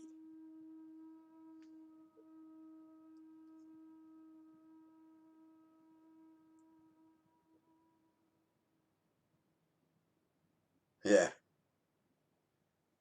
yeah, that's exactly it. Yeah, right. You know, I just tell people I was a cabbie. I never tell them where I was a cabbie, right? And then they don't do it, right?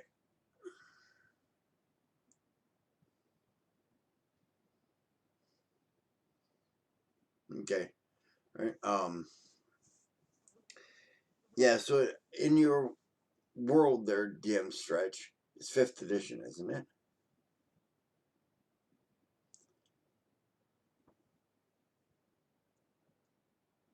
Hey there. How do you pronounce your name? Yedithi?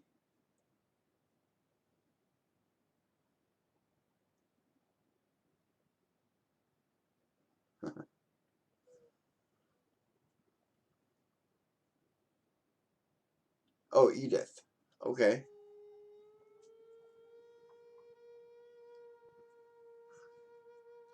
Okay, that's cool. I've just never seen it spelled like that. I'm sorry if I offend, but welcome, Edith. Hmm? I've got about another half hour, 40 minutes, 35 minutes, somewhere in there to go. Right, and right now I was just talking to DM Stretch about the life of a cabbie because he has invented basically um, magical sky cabs in his world.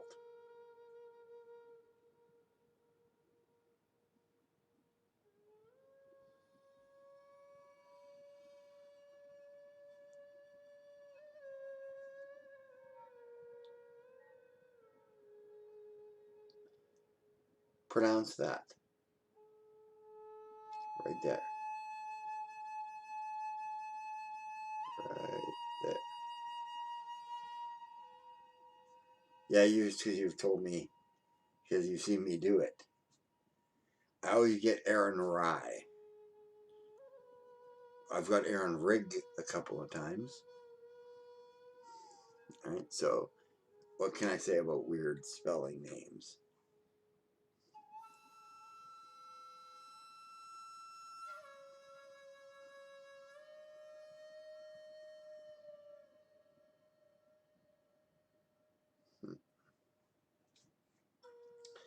But that's okay. You know, we like weird spelled names. Ah, Jesus. Just almost fell out of my chair. Right? It makes us unique, right, Edith? Just like everybody else.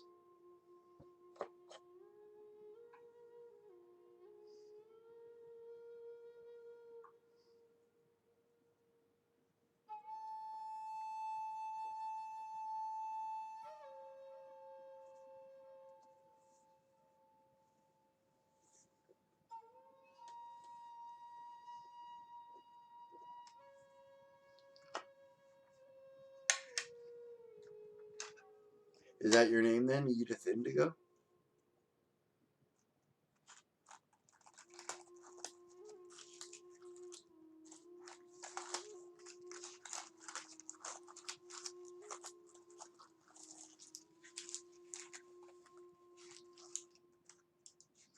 Ah.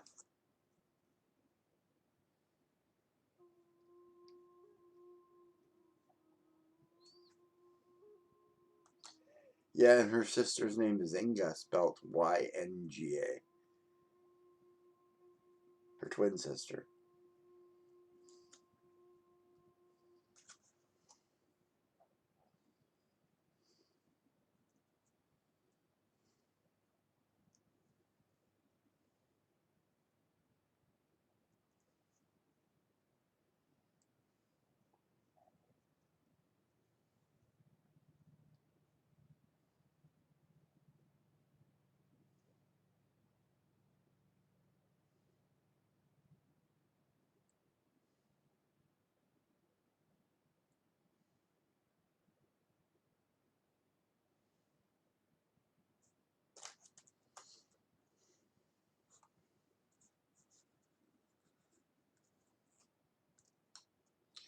Magical sky taxis.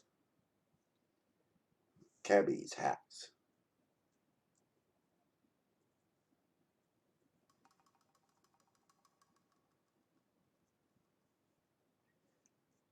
If you wonder what I'm doing, I'm reloading my pipe.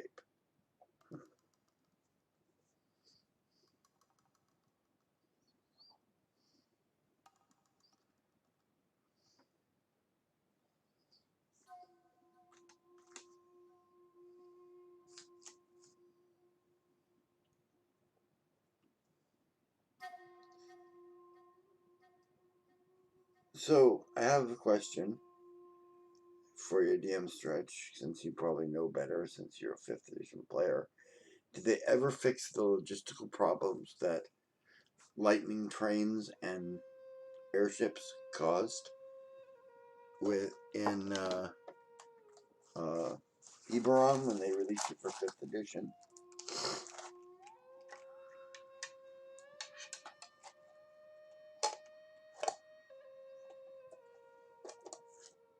Now that you saw Edith, you have an answer to my question.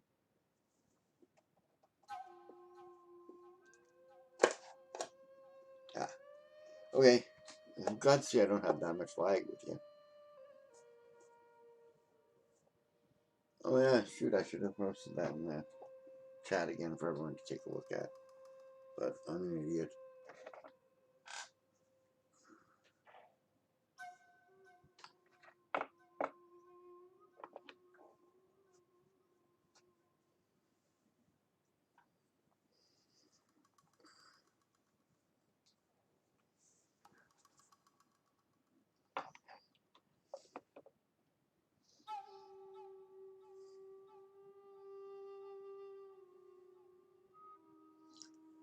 And if you have big flying ships in your world there, DM Stretch, remember the fact that airships and lightning trains make it possible for you to try and take large numbers of troops and transport them safely far distances very quickly.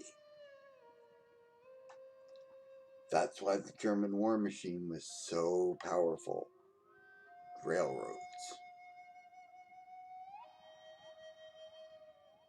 Eberron? Yeah, I believe so, it is. I'm not sure.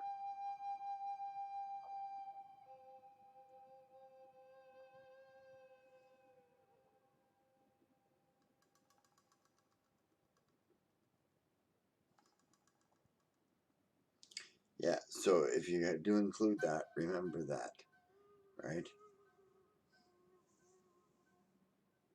Oh yeah, it'll mess with the economy in very big ways. It also messes with the health of your communities in very big ways.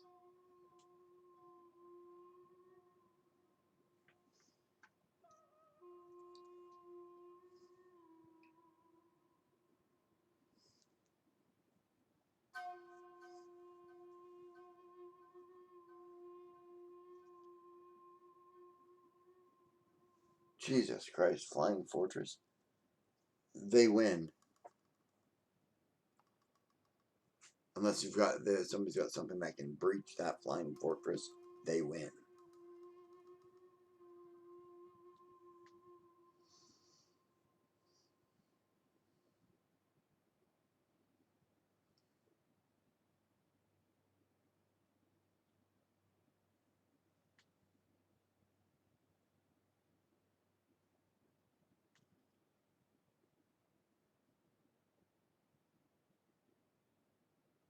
Okay, yeah, if there are dragons, it can.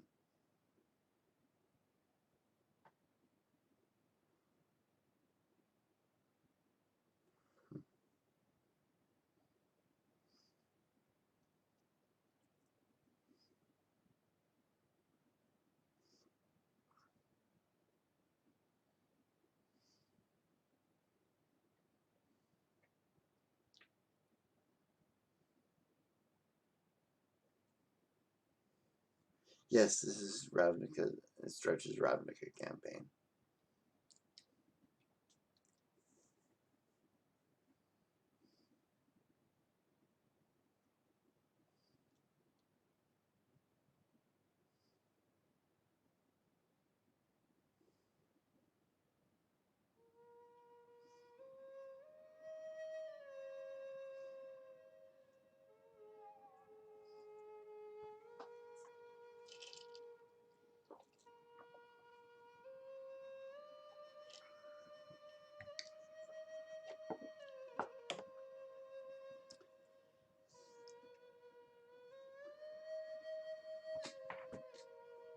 I don't know enough about it to...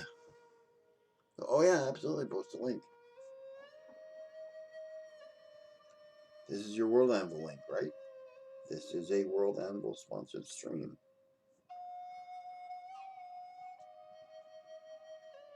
Where is it? There. There. In the corner. ASC. One of these days I'm going to get used to doing that and be able to point at shit.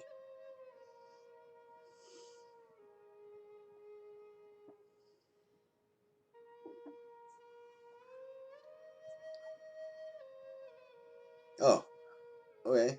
Google Pick of the Parhellion. Yeah, I'll take a look at that.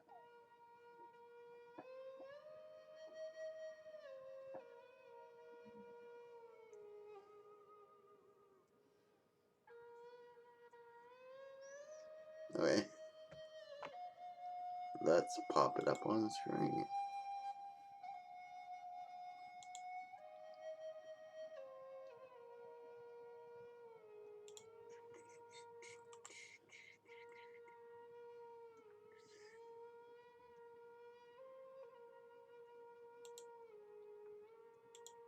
So tiny. Zoom, zoom, zoom, zoom. Zoom, zoom, zoom, zoom.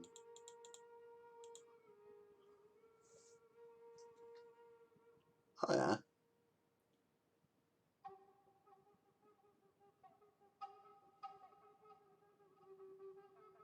What are the bird things flying around and how big are they?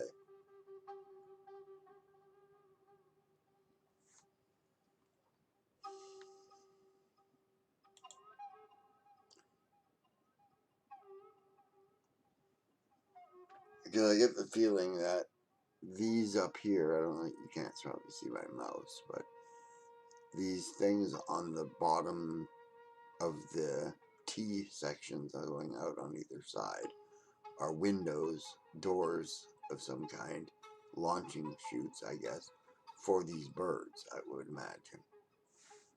Right?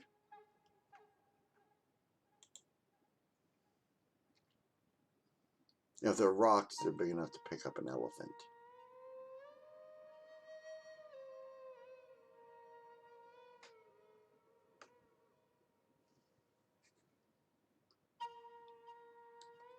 I mean, one thing I've noted about Magic the Gathering is, yeah, is that when they tend to be true to legend, right? When they can without breaking their game, right? I'll be right back. I got a cat wants in.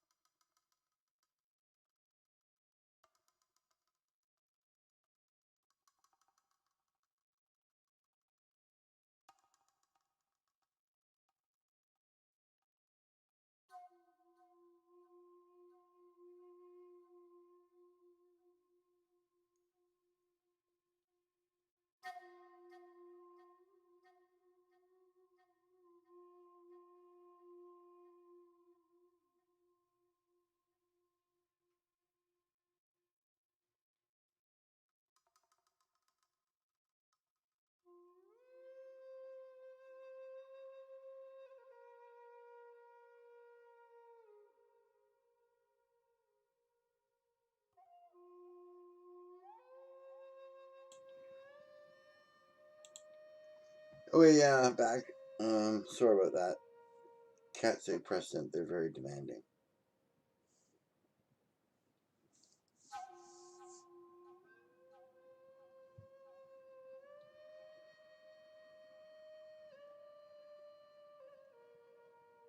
Have you given Pathfinder a try, Edith?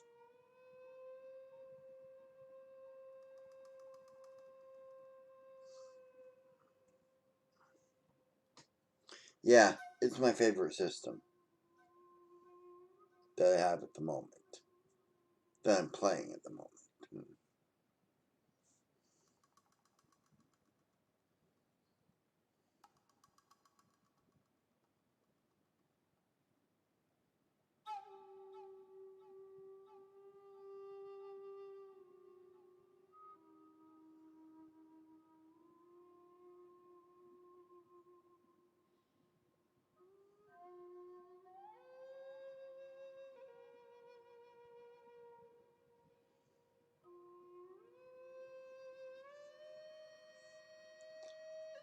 Well, I always tell my players the same thing.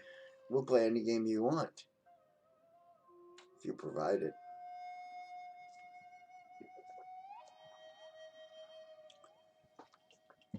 If I'm providing it, we're playing the game I want.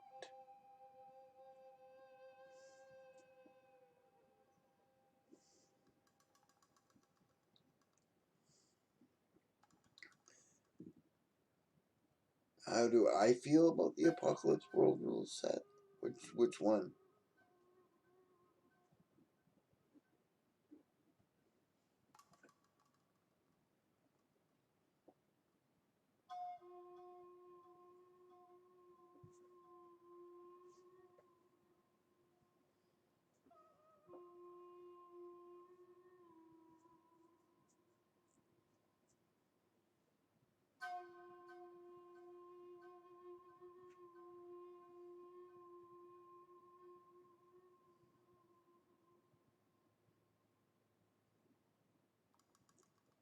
Yeah, I personally like the Archives of Nethys.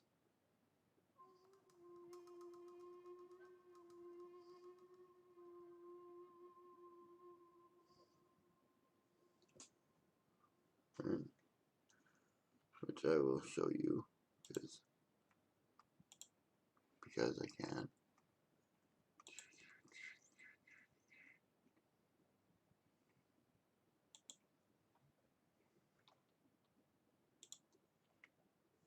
Sit here at home, the Archives of Nethys.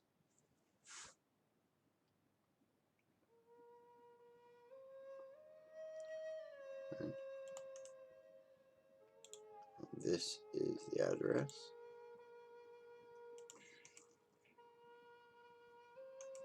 Now I've had this hat a while ago. I just haven't been wearing it very often. That's the Archives of Nethys, which is the free way to play Pathfinder. And Pathfinder 2, but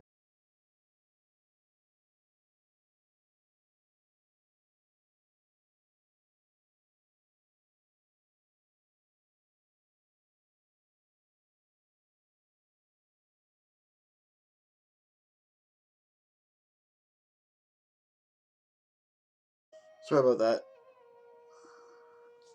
How am I doing now, guys?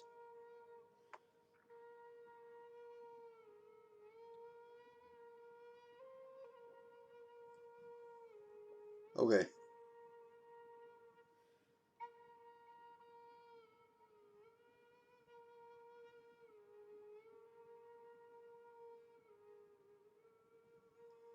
We have not.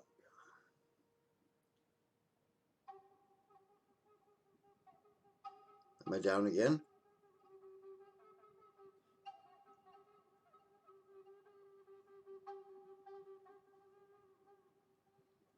Okay. Got a bit of a delay with Sable, it looks like.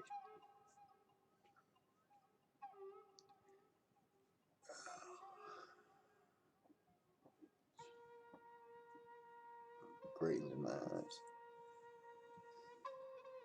Yeah, Mr. Barbarossa Sparklebeard. Have you got a question? I've got 15 minutes to answer it, so go right ahead.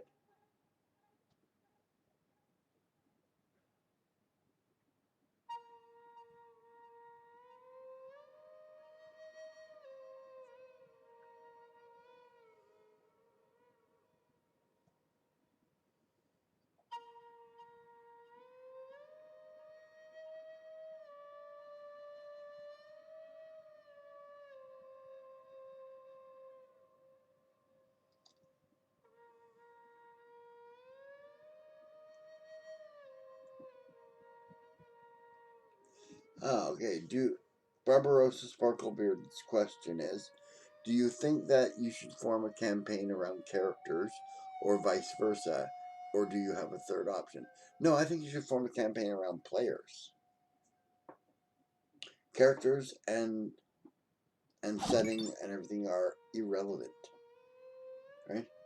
I have played a campaign with a cousin of mine that was set in the city we lived in, the time we lived in, playing not ourselves, but other people in the city, right? Yeah, right? And it was intense. Right?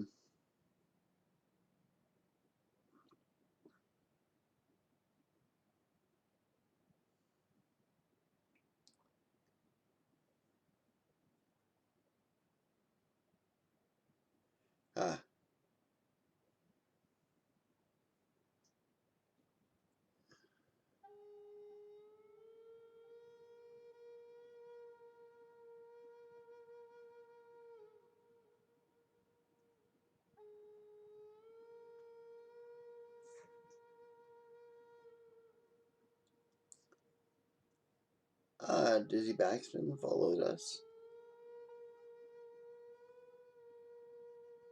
Dizzy Baxman. Trying to picture that in my head. A Dizzy Baxman.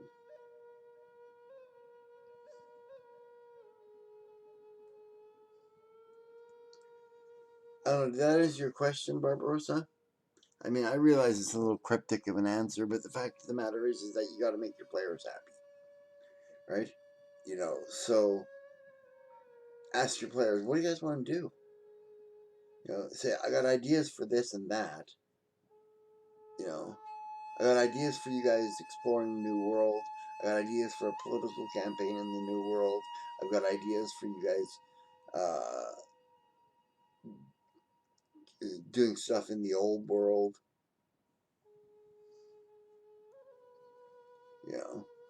And then see what they want to do, right? And then you say, well, what kind of characters do you want to play in that world, in that scenario, right? Because you say, because maybe you got political characters who want to play soldiers in the political campaign thing. That's a whole different ball game than if they wanted to play bards or courtiers.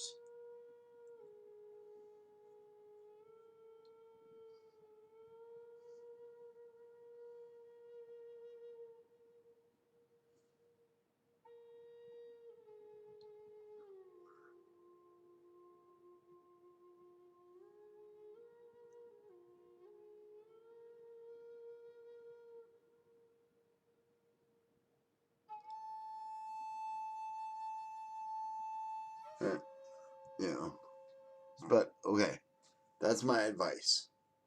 Work with your players to make a start. And if they feel that they've had input on the start of the game, right, they will enjoy it way better, right? Because nothing you're going to do right to start them off is going to feel like they've been railroaded, right? Because they wanted in this situation, right? So you can say, okay, we're starting off and you're in court, and this was going back about the situation at the political campaign they want to play soldiers in, and you're a guard on duty, and this is what's going on. Right? And they won't feel railroaded into that situation because they helped agree to that situation.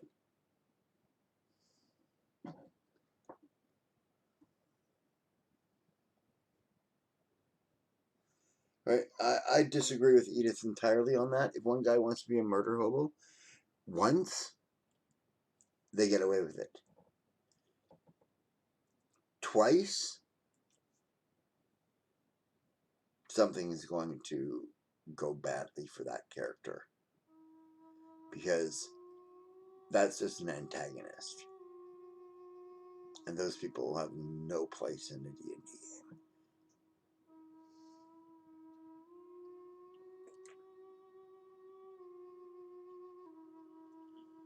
Oh, jeez.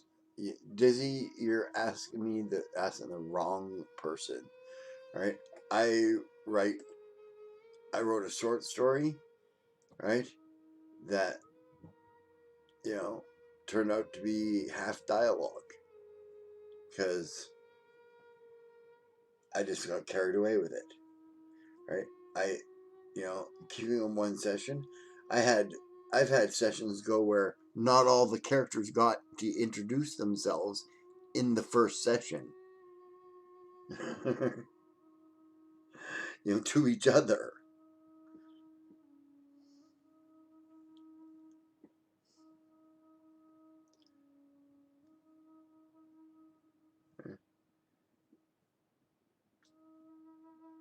Well, playing bad guys with the right group can be fun, but it's usually very short-lived. Right? Especially if I'm playing them because I'm naturally evil. Right? Sorry, I am. Right? I'm a psychopath, so... Right. What Sable was saying there.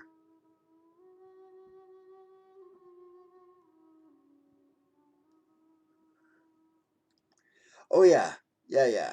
I agree with Sable. If everybody's a murder hobo, well, that can be different. That can be a lot of fun for everyone.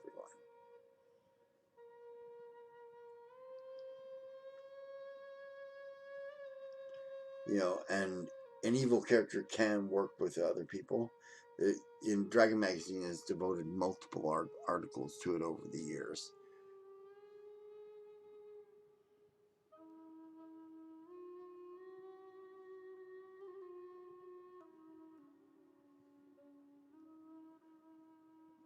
Yeah, listen to DM Stretch.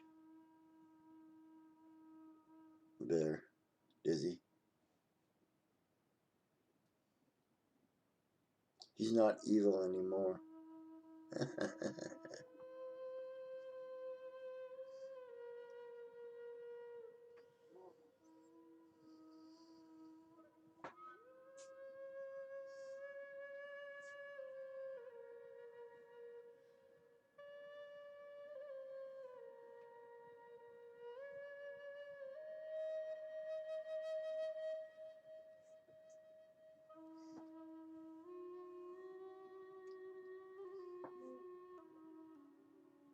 Yep, that makes sense.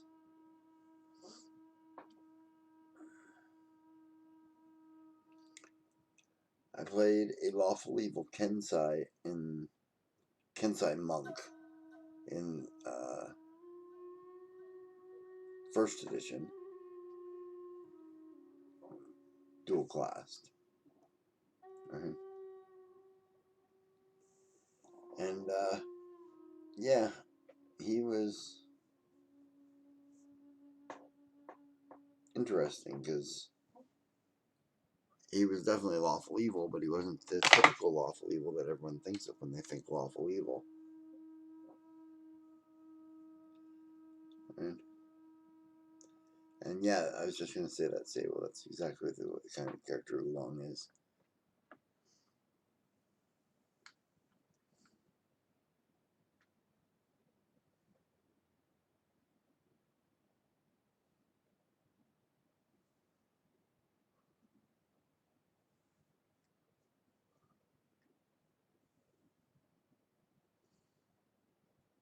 What's the best way to handle firearms? Depends, really. Do you want it realistic? You need to know that.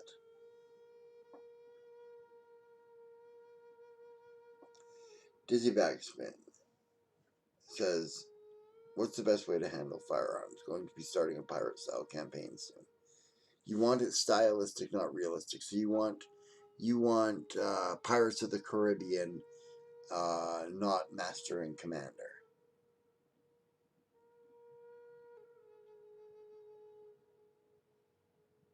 Okay. Best way to handle firearms is pretty much what they do with them in the book. That's about the best that you'll get for it to give it a stylistic thing, right? Oh, in what game system? I'm talking in Pathfinder here. So what game system are you? Oh, Barbarossa reading the posture check and a hydrate. So, posture? Nope, sucks. I checked. But I will hydrate.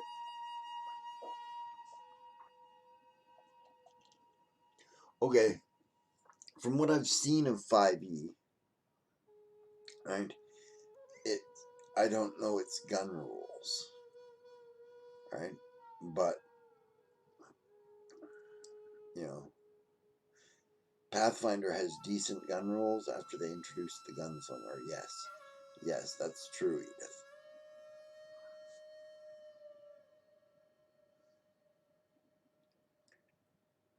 And I'm pretty sure if they introduced a gunslinger subclass, then they've introduced some pretty decent rules for flintlock pistols. Right? Remember that flintlock pistols and that were 1800, right? That was the age of sail, 1750 to 1850.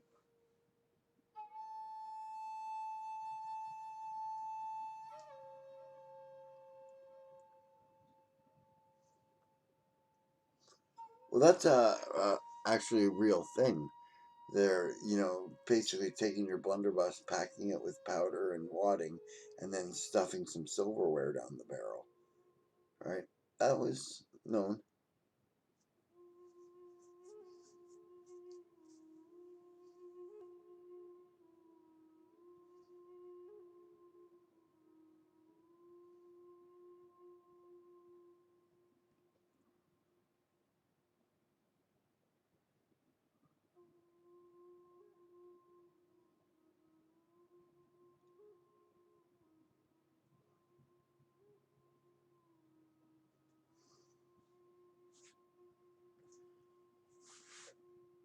Yeah, if you're only using base classes and like a couple of the other classes in Pathfinder, I got to get into the habit of reading what people say when I'm replying to them. So I will try to do this.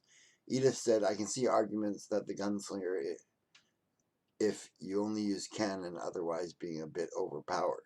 But Pathfinder has a bit of a power creep in general, so if you're using the full set of books, Gunfinder Singer is a fine class. Yes, right? What I was saying is that in comparison to the base classes, fighter, cleric, mage, thief, right? The gunslinger is way tougher. He's way better, right? Just as the arcanist is a better mage than the wizard, right? Um, you know, right? Just because you're base and first doesn't mean you're best, right? And so, yes, if you're using a full set of books, right, allowing anything, yeah, because they got archetypes that alter these base fighter, cleric, wizard, rogue classes to make them more in line with these other classes, right? So you can take an archetype, right, and it'll do so much for your character that you might as well not even be playing a fighter anymore because you're playing a dragoon.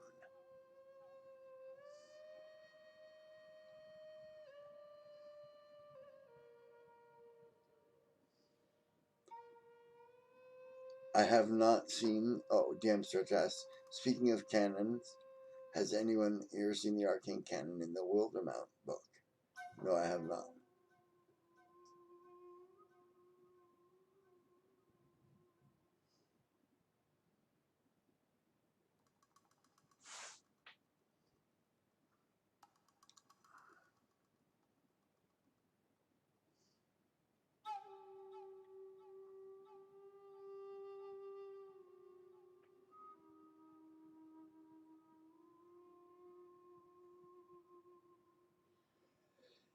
Okay, Dizzy. Dizzy says, I have a player who has a very hard time participating in role playing scenes. How do I engage him more effectively? Um, if you have time to one-on-one him, that would be some things, right? You see, people who can't engage in a role playing scene, right, are usually probably shy or introverted, right, and often will just take the opportunity to go, let somebody else talk, right? I'll just sit here quietly, right? So if you can one-on-one them, right, get them into a role playing situation where you've got them one-on-one, the player, not the character, right? Because then you engage them, right, in a one-on-one game, right? And that way they can't back out, but they don't have the um, the stigma of other players watching them and them thinking they're going to be judged for what they do. Shy people often have that problem, anxiety, right? Social anxiety, right? And so, they don't have that stigma. They can feel free to make mistakes and you can correct them and they can learn how to play a role playing situation, right? And they won't feel as awkward afterwards. I can play any role playing situation only because I don't get embarrassed. I can't. I don't have that emotion. Okay. Edith says, well, I do think people sometimes worry too much about power levels because if your players are not optimizing on min-max sort of way, it isn't near as big of a deal. Yeah. Yep. It isn't as big of a deal unless you've got players who can't role play, who want to role play, ROLL instead of ROLE, right? You got those ones, they'll min max their character, they'll power game, right? And then they've got a character that's designed for something like, a super combative character, right? The problem is that for these types of characters, these types of players, sorry, is that you can't power game a role playing game. If your game is a role playing game where you're ROLL, right, you can power game that, right? But if your game is a role playing game, you can't power game it because the only thing you can power game is dice rolling. Where's all the dice rolling done? Combat, right? So, you know, you don't have to worry about power gamers. Okay, I gotta scroll back in chat now.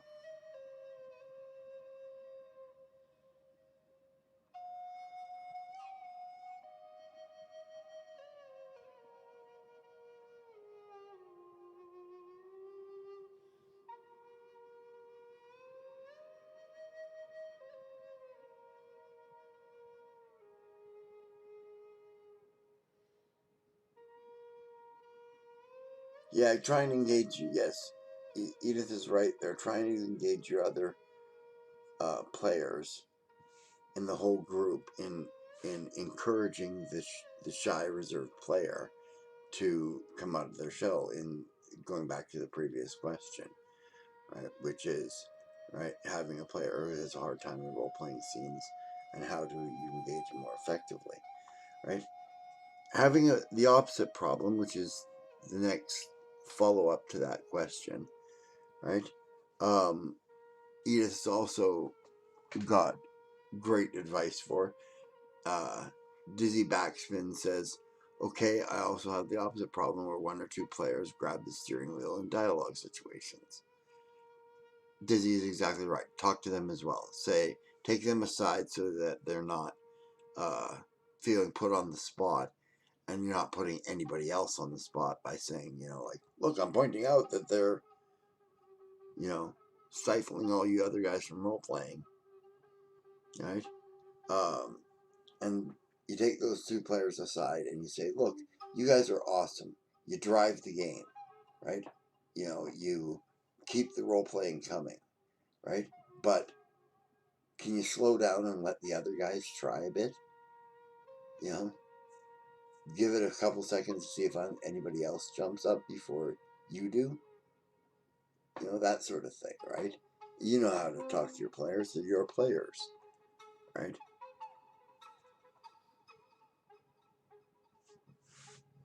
Yes, Edith is right. They say a whole lot of problems at the table can be solved by good communication.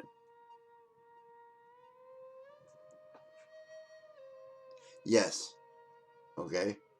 DM Stretch, back to the original point again, said he agrees with me about the one-on-one and also avoid making them feel cornered.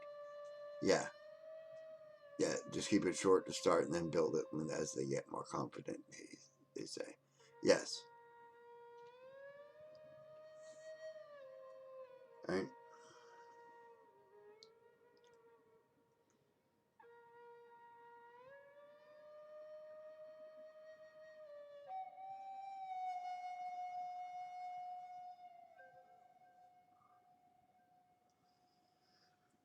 I disagree with Edith on the dealing with the attention hog.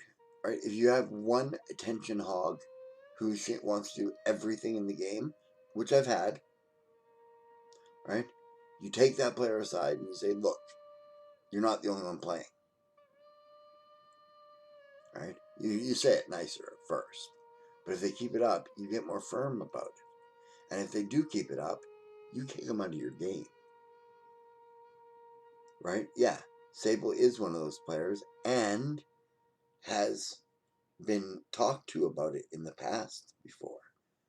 Not ever more firmly than, hey, I'm right. You're really stopping Dawn from talking because you're talking all the time. Yeah, right. Rowan is one of those players. She's had a talking to about it too. And yes, she's absolutely right about that role playing.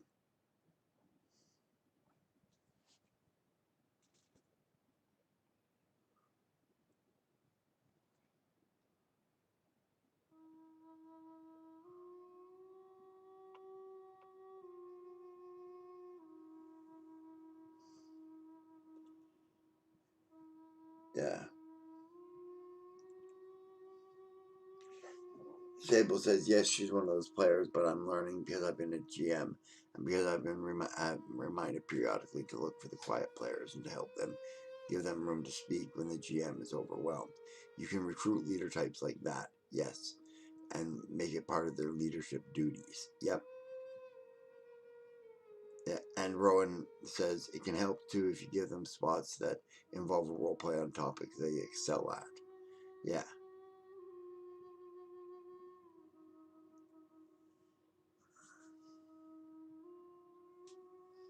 Does it make sense to maintain turn order outside of combat situations to help with this? No, it makes sense to maintain a stopwatch and a talking stick.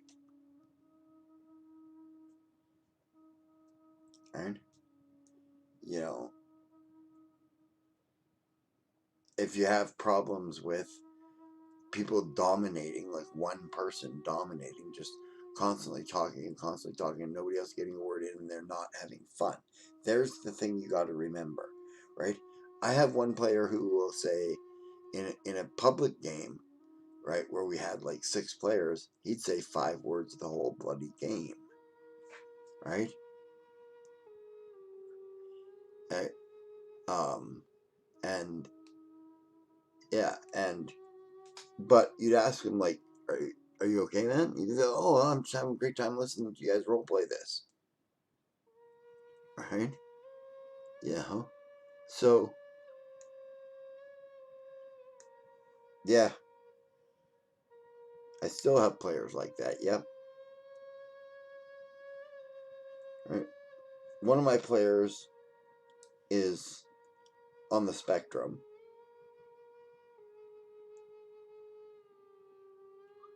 Right. And one of my players is just naturally a quiet guy.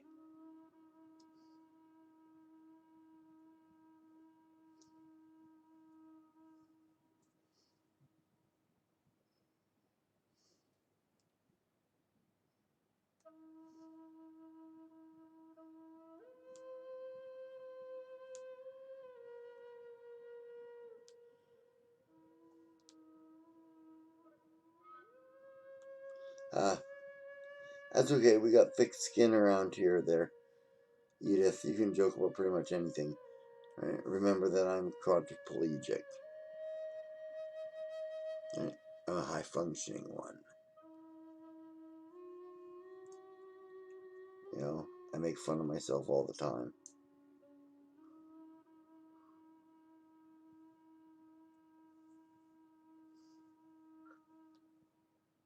Oh, you paras think you're all that and everything. With your 2 functioning limbs.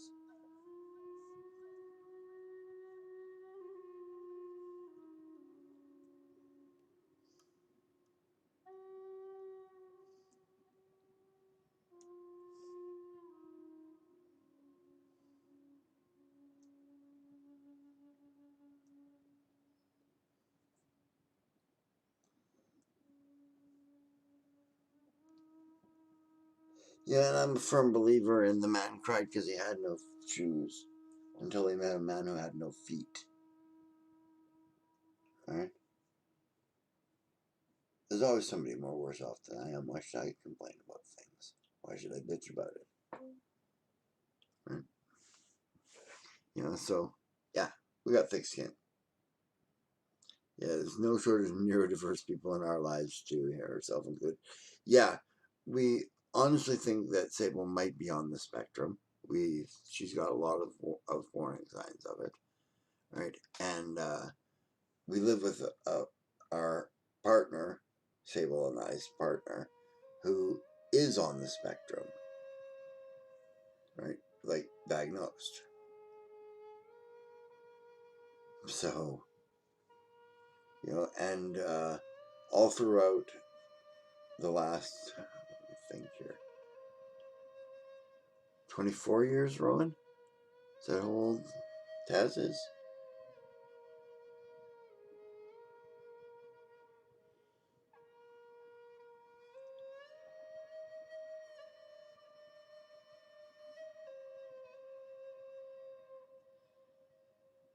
Anyways,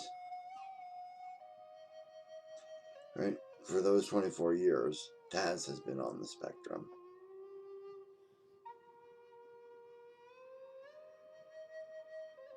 Yeah, it could be 23 too. I think he's 3 years older than Gareth, though. Gareth, I think, said he was turning 21 in June, last June.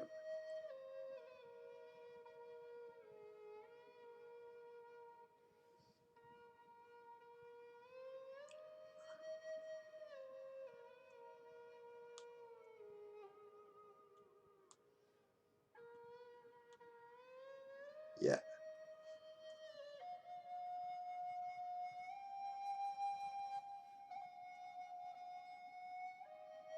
Right. So from the time that Taz was about 3, so that would have been about 21 years ago, right? We've been dealing with spectrum people our whole life, their whole life. Okay. I can be really strange in RP games. In one campaign, I put a paladin based on a Templar knight, and I was talking to the lead in the group, and it worked. But the game I play on Saturdays, I tend to take a back step on it. Oh, I was taking the lead in the group, and it worked. Yeah. Game plan on Saturdays. I tend to take it back and let others play. Yeah. Yeah. Yeah, that's a good role player. You know?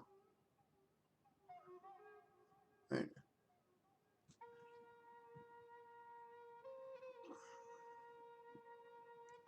Yeah.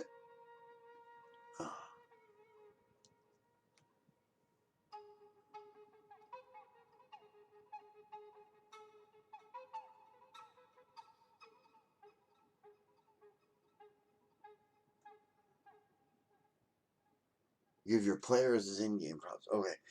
Dizzy Backspin asks, I love giving my players mundane loot. Any suggestions for interesting, if not powerful items to give my players as in-game props? Yes, chocolate coins. If you can find them, go to a candy confectionery or something. Whereabouts in Terra are you there, Dizzy Backspin? Because I might be able to help you find some. Right, but yes, they are perfect. You pick them all out so they're all the same size and they're gold coins, and you give them a bunch of them, right? If possible, you give them as many as they've got gold coins to start the game with.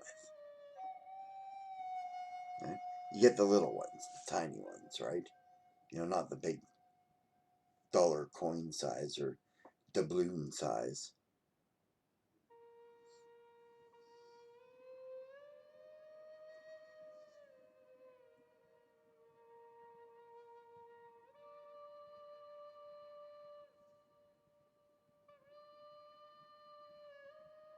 Oh, geez, I'm way over time. Okay. Heck, I just realized the time, too. Jeez. Thanks for having fun with me, guys. Right? I'm glad to give it. Dizzy Backspin, you're following now, but I'm back on Tuesday. Same bat time, same bat channel. Right? And, you can come ask more questions. I've been game mastering for 41 years. Right? Been game mastering longer than most gamers have been alive. Right? So, yes, DM Stretch, you're right. Also, dice bags with those little glass beads as bag of gems. Yep. Get any multicolored little glass beads, and you got gemstones in bags. Okay, raid Kahuna. We're gonna raid Kahuna as usual. Remember, our raid chant is prepare to be boarded.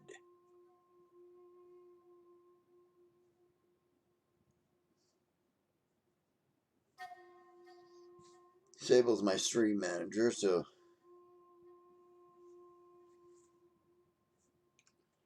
okay. Thanks for staying with me, guys. I've had a great time. All right. Glad to see you all. See you soon.